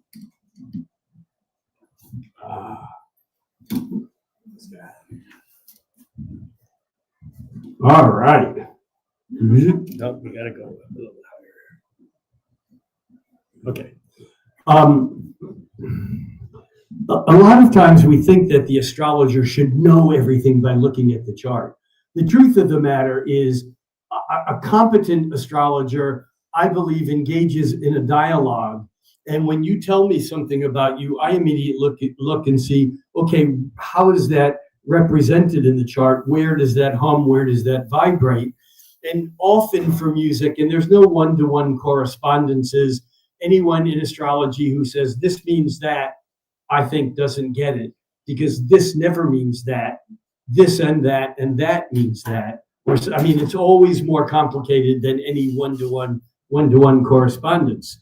So, but what I do notice is that we talked about the nodal axis and that your north node is in Pisces, and Pisces is the sign that represents how reality dissolves back into the soup of the consciousness, the seas of consciousness. And in a way, music is one of the primary ways that get us there. It's the connection with sound healing, humming, mantra, chanting, hymns. All of those things are related to that Piscean piece of the puzzle. And the two planets that are associated with the sign of Pisces are Jupiter and Neptune.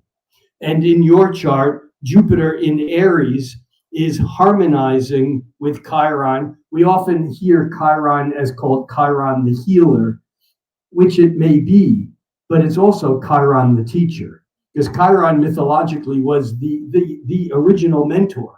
Chiron taught Asclepius healing. Chiron taught Hercules how to fight. I mean, Chiron was like the teacher. And in your chart, if we see Jupiter here at 23 degrees of Aries, and Jupiter is the planet of expansion and opening, and in Aries, it's like new things are cool.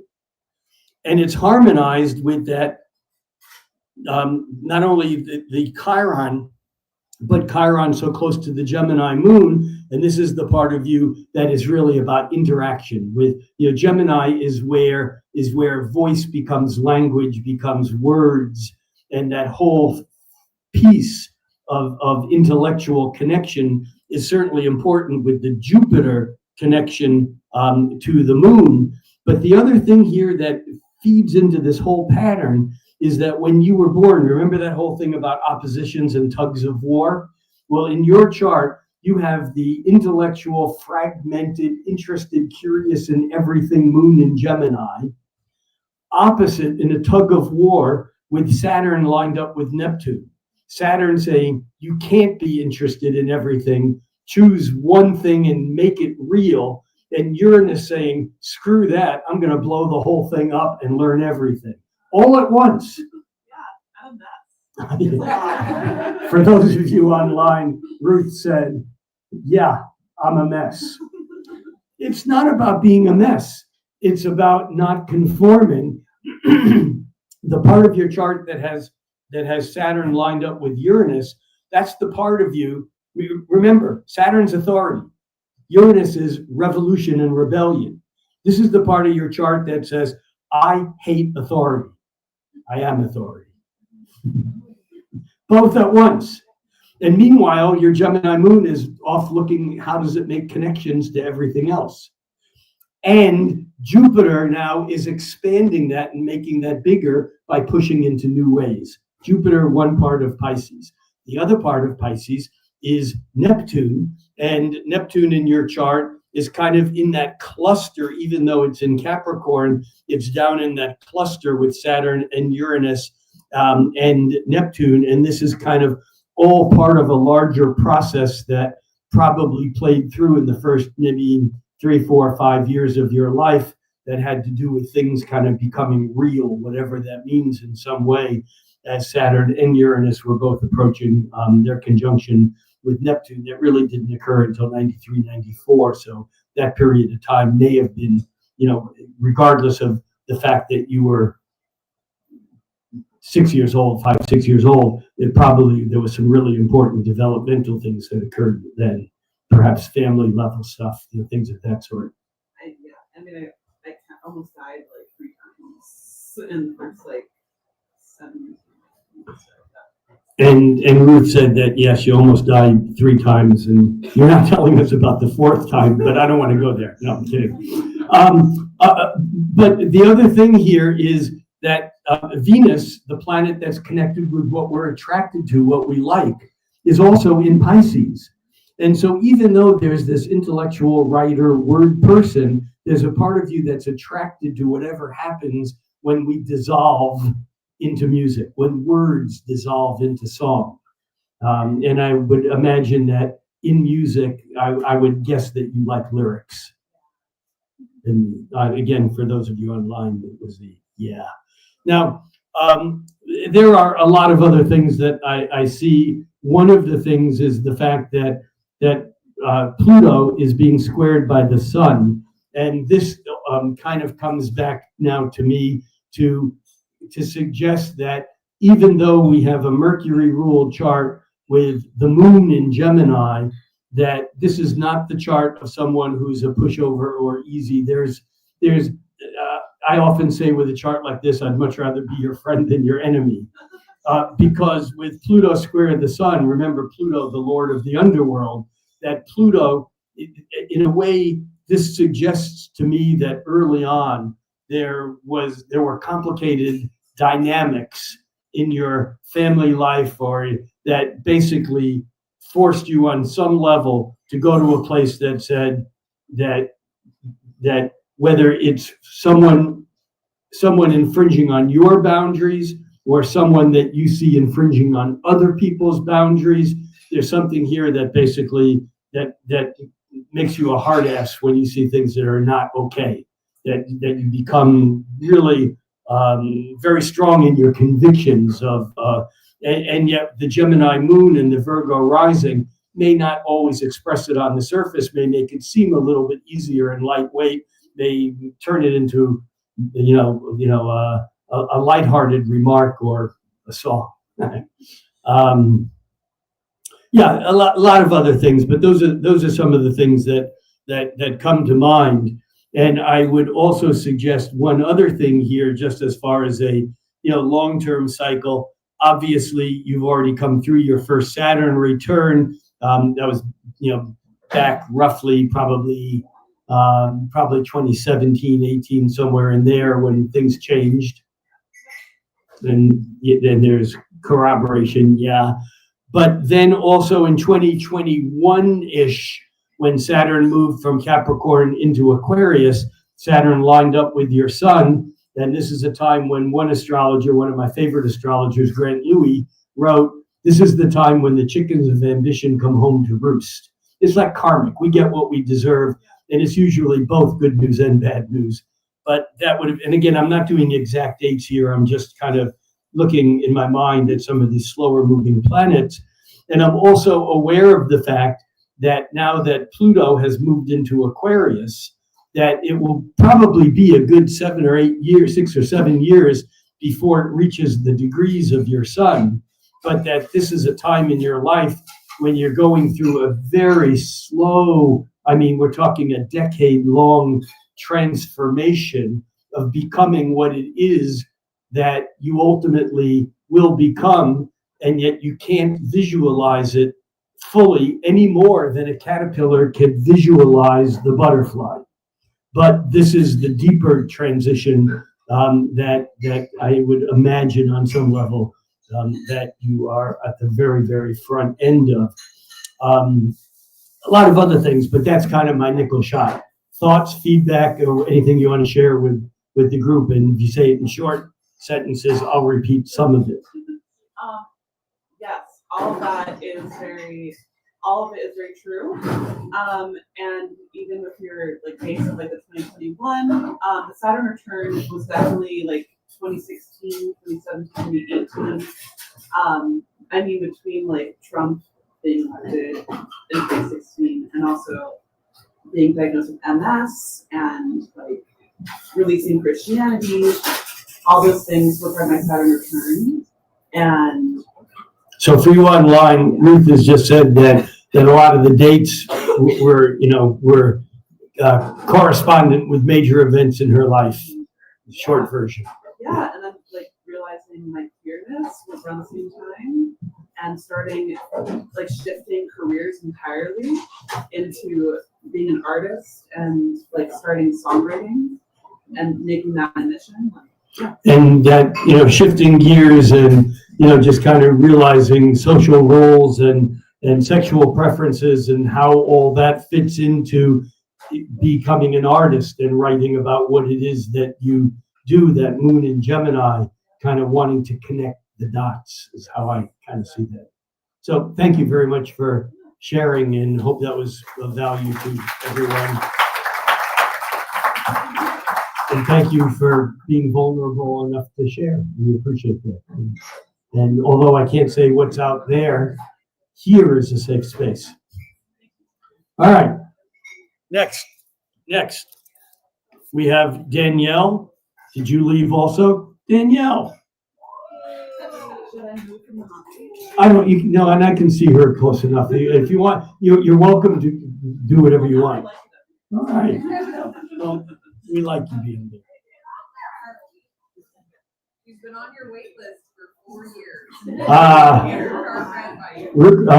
Danielle has been on my reading wait list for 4 years, and I apologize because that wait list grows faster than I grow old. All right, let's get this in.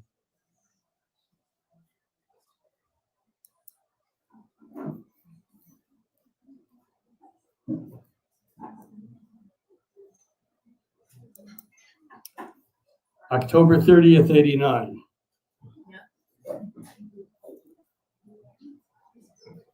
And that's what time? 12:13 a.m. And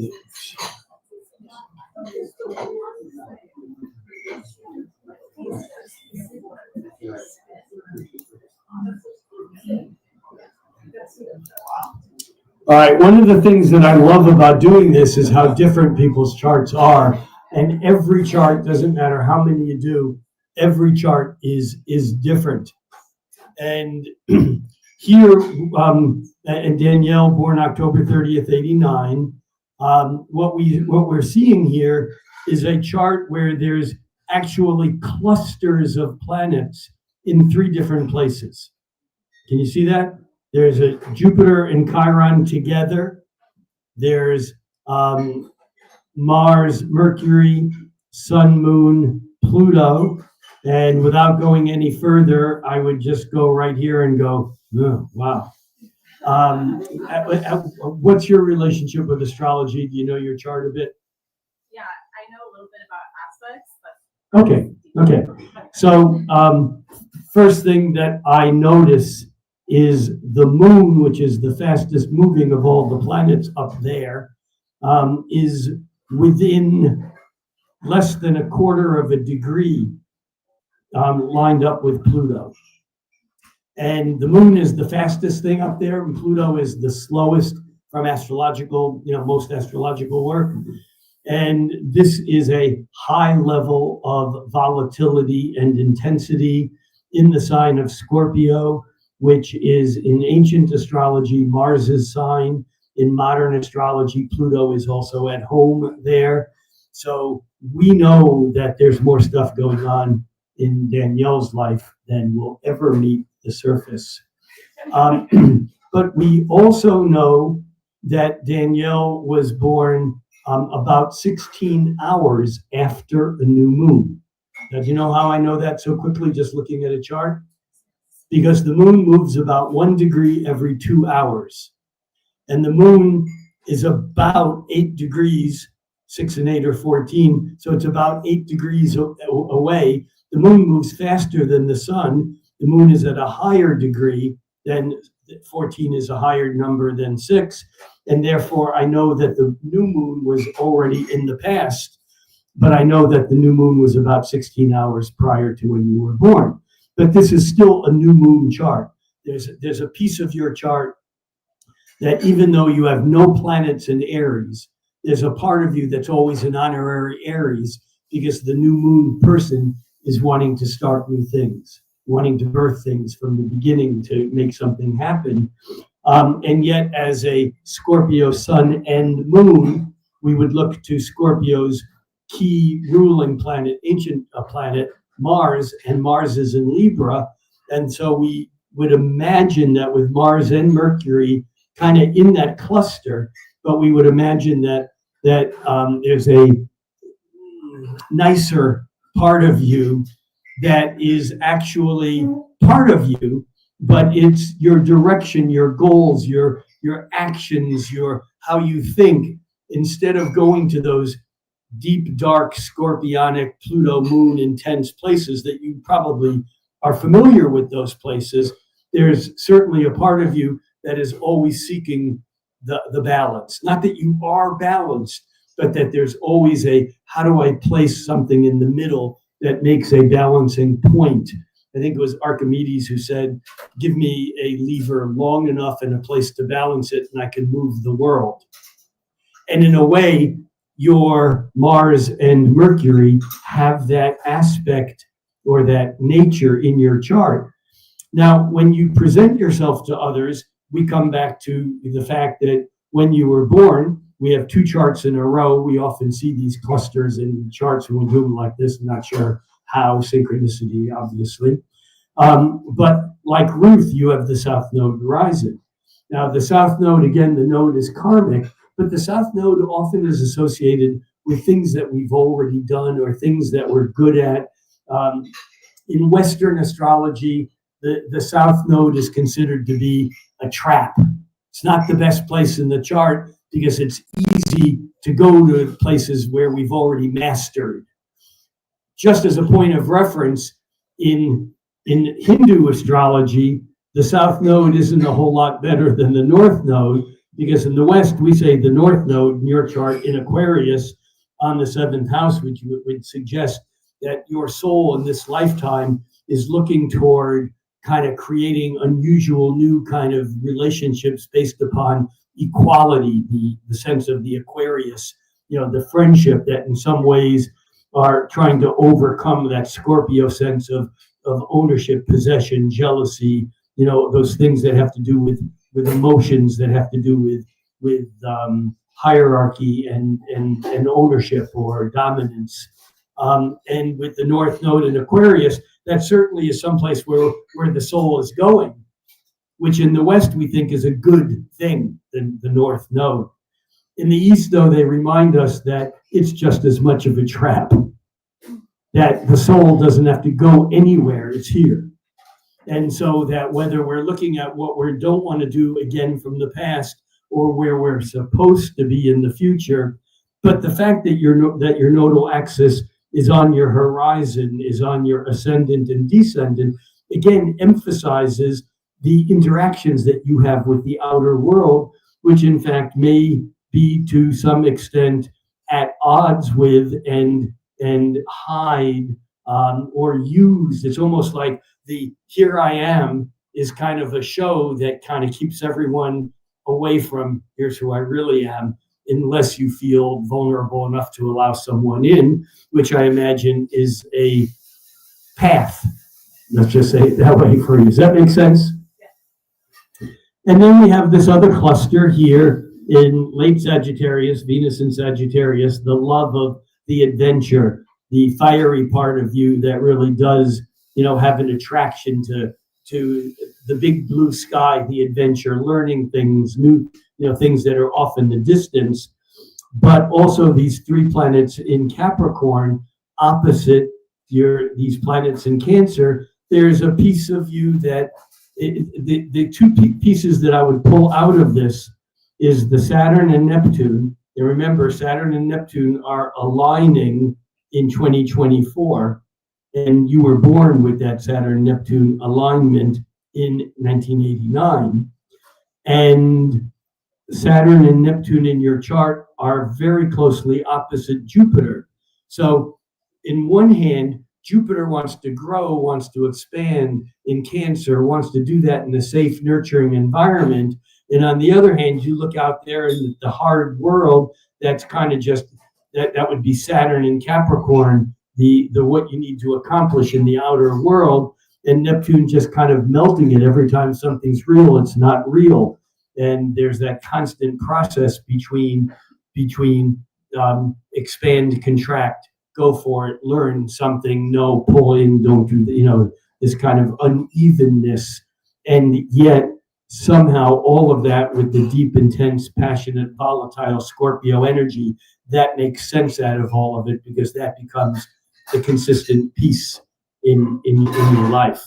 So that's my nickel shot. I don't know why I hung up on it, nickel, but feedback, thoughts, anything you want to share? What makes sense, what doesn't make sense? And the real question, who the hell are you? Yeah, that sounds good. That's it, it's all we're getting? For the record, we've just seen a Sun, Moon, Pluto conjunction in operation. Well, in Scorpio in particular, because Scorpio gains strength by what it doesn't say. Scorpio gains strength as opposed to Aries, which is, they're both Mars related, both Aries and Scorpio, but Aries gains its strength by making the first hit or punch or impulse or doing something. And Scorpio basically waits for the right moment, and it will hold the energy in forever if it needs to. What do you do if there is a real world? What do you do in it? Yeah, so my passion's writing. Is writing also. And Mercury in Libra, what do you write about? I'm writing a high fantasy series. Yeah. So that fantasy series, in some ways, when I hear fantasy, I immediately go to Neptune, and Neptune in your chart is conjunct, is conjoined by Saturn, which in some ways says make the fantasy Neptune real, Saturn, and do it in Jupiter, which is about publishing, expansion, big ideas, and the Venus, the part of you that's not connected by aspects with the rest of the chart, is a very loud voice because it basically is the attraction and the desire to the big idea, not to the sentence or the paragraph or the book, not even to the trilogy or the series, but to the genre. I mean, in some ways, Venus in Sagittarius wants the big picture. Yeah. Yeah, that's perhaps. And again, also having, been through the Saturn return, back around, geez, I don't know, for you, probably it would have been like 2019-ish in that period of time, and probably a pretty powerful period of time. So. Internet chat brought up the nodes on 22. The nodes on 22, what about them? Yeah, just that they're conjunct the ascendant, descendant, and There was a few comments. yeah. Right. Thank you for whoever typed that in the chat. Unfortunately, I'm limited to not seeing the chat while I'm online. Danielle, anything else you want to say or ask before we go on? Okay. And last and hopefully not least is Lisa. And yay! Yes, thank you, Danielle. I have a feeling that some of that was probably painful. Well, all right, we're not done with Lisa yet because she does have a Leo rising. And there's a part of you, and maybe this is why writing is such a good shield, because it's like you want the spotlight on you, but you don't want anyone to see you at the same time. I can give it all to my characters. There you go. Yeah. And of course, we know that you are all of your characters. Yeah. All right. And last but not least, we have Lisa.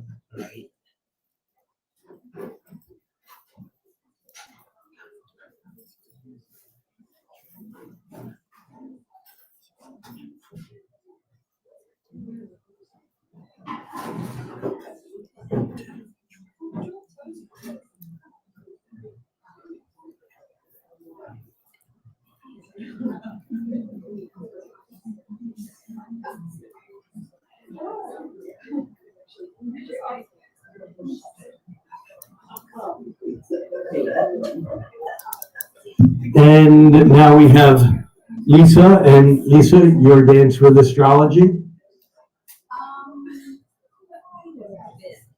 Okay. So. Okay, thanks. First thing that I noticed when I look at Lisa's chart, born 1964, that's the height of the Uranus-Pluto conjunction. It actually was exact later in the summer, but we can see that Uranus and Pluto are already coming together. Astrologically, there are people who lived through the Uranus-Pluto conjunction. That was the 1960s. Ram Dass says if you lived through the 60s, you don't remember them. I lived through the 60s and remember them. But people born with a Uranus-Pluto conjunction didn't live through the 60s. However, the 60s lived through them. There's something about them that it's tied to the explosion of the freedom and the awakening. Uranus is sometimes called the Great Awakener, tied to Pluto, bringing that which is hidden out into the open. And in Lisa's chart, the other thing that I notice, two things I notice very strongly, and one is the conjunction between the moon and Neptune. Now, comparing this, Lisa, with Danielle, who had the moon conjunct Pluto, the moon conjunct Pluto has to do with intense and volatile and passionate and powerful feelings that are in some ways survival oriented. They're deep and profound. And that doesn't mean that a moon conjunct Neptune is not profound, but it's dreamy and it's elusive and it's fantasy and it's based upon spirituality. Not that a moon Pluto can't be spiritual, and not that a moon Neptune has to be spiritual, but there is that connection with things that are not what they appear to be. And so there's that kind of connection to the dream world and to the fantasy world and to the spiritual world in general. And the fact that the other kind of bunch of planets that you have, that's an astrology technical word, bunch, not. The other bunch of planets that you have, including Mercury, communication, Mercury retrograde, and the Sun, and Mars are all in Capricorn, suggests that you have a part of yourself that on one level is unwilling to go to all of those fantasy places because you need to know what's real. You need to have your feet on the ground. You need to know what mountain you're climbing. There's that sense of Capricorn being the sign of make it real and master the external. And now we come to the part of your chart that with all those planets in Capricorn, including the Sun in Capricorn, Mars, which is exalted in Capricorn, that's an astrology term for meaning that when Mars is not at home in Aries or in Scorpio, Mars's favorite place to be is in Capricorn. Why? Because Mars starts stuff and Capricorn stays with it until it's done. Mars in Capricorn finishes what it starts. And so with all these planets in Capricorn, the key or ruling planet of Capricorn is Saturn. So we look, where is Saturn in this chart to see how all this stuff kind of manifests in your life. And we see that Saturn is off in Aquarius, also at home in Aquarius. That's the other sign Saturn's at home in, but it's lined up with Venus, which is kind of an interesting position because in the traditional world, Saturn-Venus conjunctions are not pretty, they're not easy, because they often have to do with delayed gratification. They often have to do with a more serious approach to things like Venus, which is love and money, that other people are more casual with. And so, but you look at a chart or charts with Venus and Venus conjunct Saturn, and these are not people who are short on love or money. They're typically just people who have put a lot of work and effort toward getting there. And sometimes it's even later in life when these things actually come about. But, I have two charts that come to mind that have very close Venus-Saturn conjunctions. Nothing else similar to Lisa's chart, to these other two charts. But these other two charts that have very close Venus-Saturn conjunctions are Bill Gates and Donald Trump, neither of whom lack in money, but may lack in love. We don't know what we probably do. But the interesting thing is that your Venus-Saturn conjunction is in some ways square or at odds with that Neptune moon, the fantasy thing.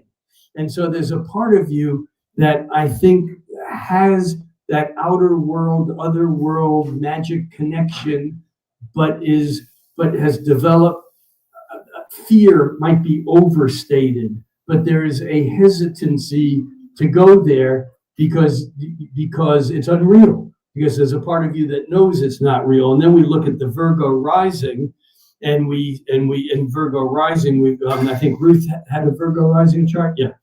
And that's, the person who goes through life wanting to know what's right and to do the right thing and to analyze what's okay, what's not okay.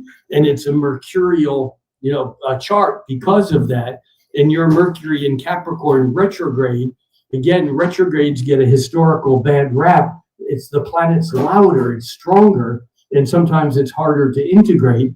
And Mercury in Capricorn is like no nonsense. I was someone just yesterday or a couple of days ago, it may have been on a podcast or something, I don't remember, but I was saying that Mercury in Capricorn looks at a sofa and goes, a sofa is a sofa.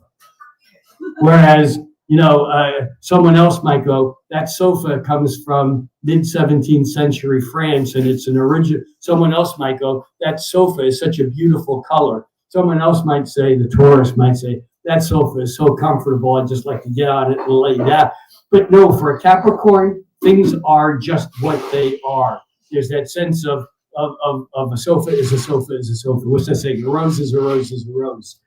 And so I think that becomes an important part of your chart. And like the other charts that were strong in Capricorn, aside from whatever the whole 2020 period of time was, for you, that was also Saturn moving through Capricorn and Pluto moving through Capricorn. And so even though the events may have corresponded with quarantine, COVID, whatever, that was through that period of time, 2017, 18, 19, 20, Pluto was moving over your sun, which was the you caterpillar becoming you butterfly. There was a whole process there of transformation, transmutation that is probably still to some extent unfolding as you are now, approaching. Well, the other thing is that you also were through, because you were born in 64 rather than 88. You have already gone through your second Saturn return. Your first one was somewhere in the early, like 92, 3, somewhere in there. And then your second Saturn return was roughly 2021 into 2022. But there's that connection of wanting to make things real and stabilize your life for the next piece of it. So that's some thoughts, feedback, thoughts, comments, questions. And don't pull a Scorpio on me. We're all in shock. Anything? I'm still trying to figure it out. Yeah. What kind of work have you done, or did you do, or? I've done a lot of tech work, and I've done, my last job was in a restaurant. Okay. So a variety of things, and again, the Saturn Venus, I'm still figuring it out, is an important piece, because there's that sense of there's a piece of this chart that can be distracted by fantasy and yet will push the fantasy aside, waiting for what's real, whether what's real ever comes in the way that real is imagined. I don't know if that made sense at all. There's that sense of that dance again between fantasy and reality that I think is just like an ongoing life, kind of struggle may be strong, but maybe not. Yes, no, maybe? I agree. Okay. Yeah, anything else you want to add, subtract, say? What about the square Jupiter to the Sun? The square of Jupiter to the Sun. See there, I didn't even. Well, okay, a few things. I would say that Jupiter is closer square Mercury. Mercury 7, 8, 9, 10, 11. That's 4 degrees. 11, 12. It's 8 degrees, but it's right in there in the middle. So I think that is important, and I think that probably touches on, since Jupiter is in the 7th house, which is traditionally the house of other people, partners. In some ways, I think this is how other people pull you into new things, whether or not you want to go there or be there. There's that overextension or overexpansion that somehow, again, I think feeds that other thing that we were talking about, the fantasy versus reality. But here it's about how much is enough and how much is too much, and how do I guard against that tendency to say yes before I know what the deal is. But I think it can be a very expansive piece. but I think it's a piece that also can get you into trouble. And I don't mean legal trouble. Yeah. Let the record show for those of you online that Lisa went, my mouth. Yeah, it's saying more than you intend to at times, although you intend to in the moment. Is that I think that it's just Jupiter expands, it makes things bigger, and in a square to Mercury, I think that becomes it becomes an important piece. So that's it. That's a little flavor and a taste. Any comments, questions, feedback? This is it. What's that? Thank you so much.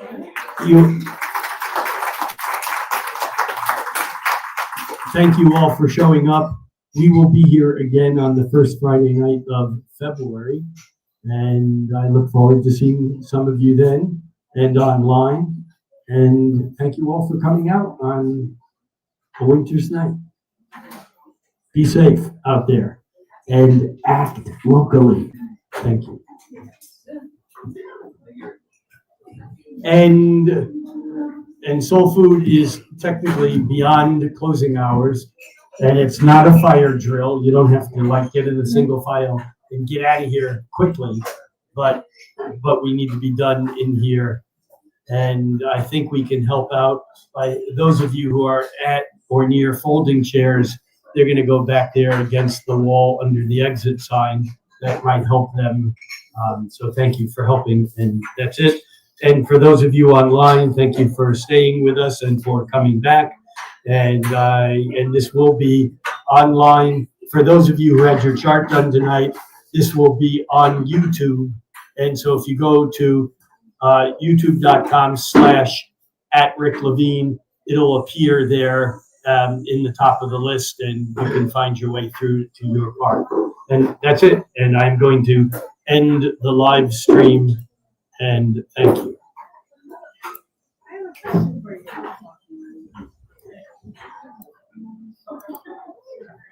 you.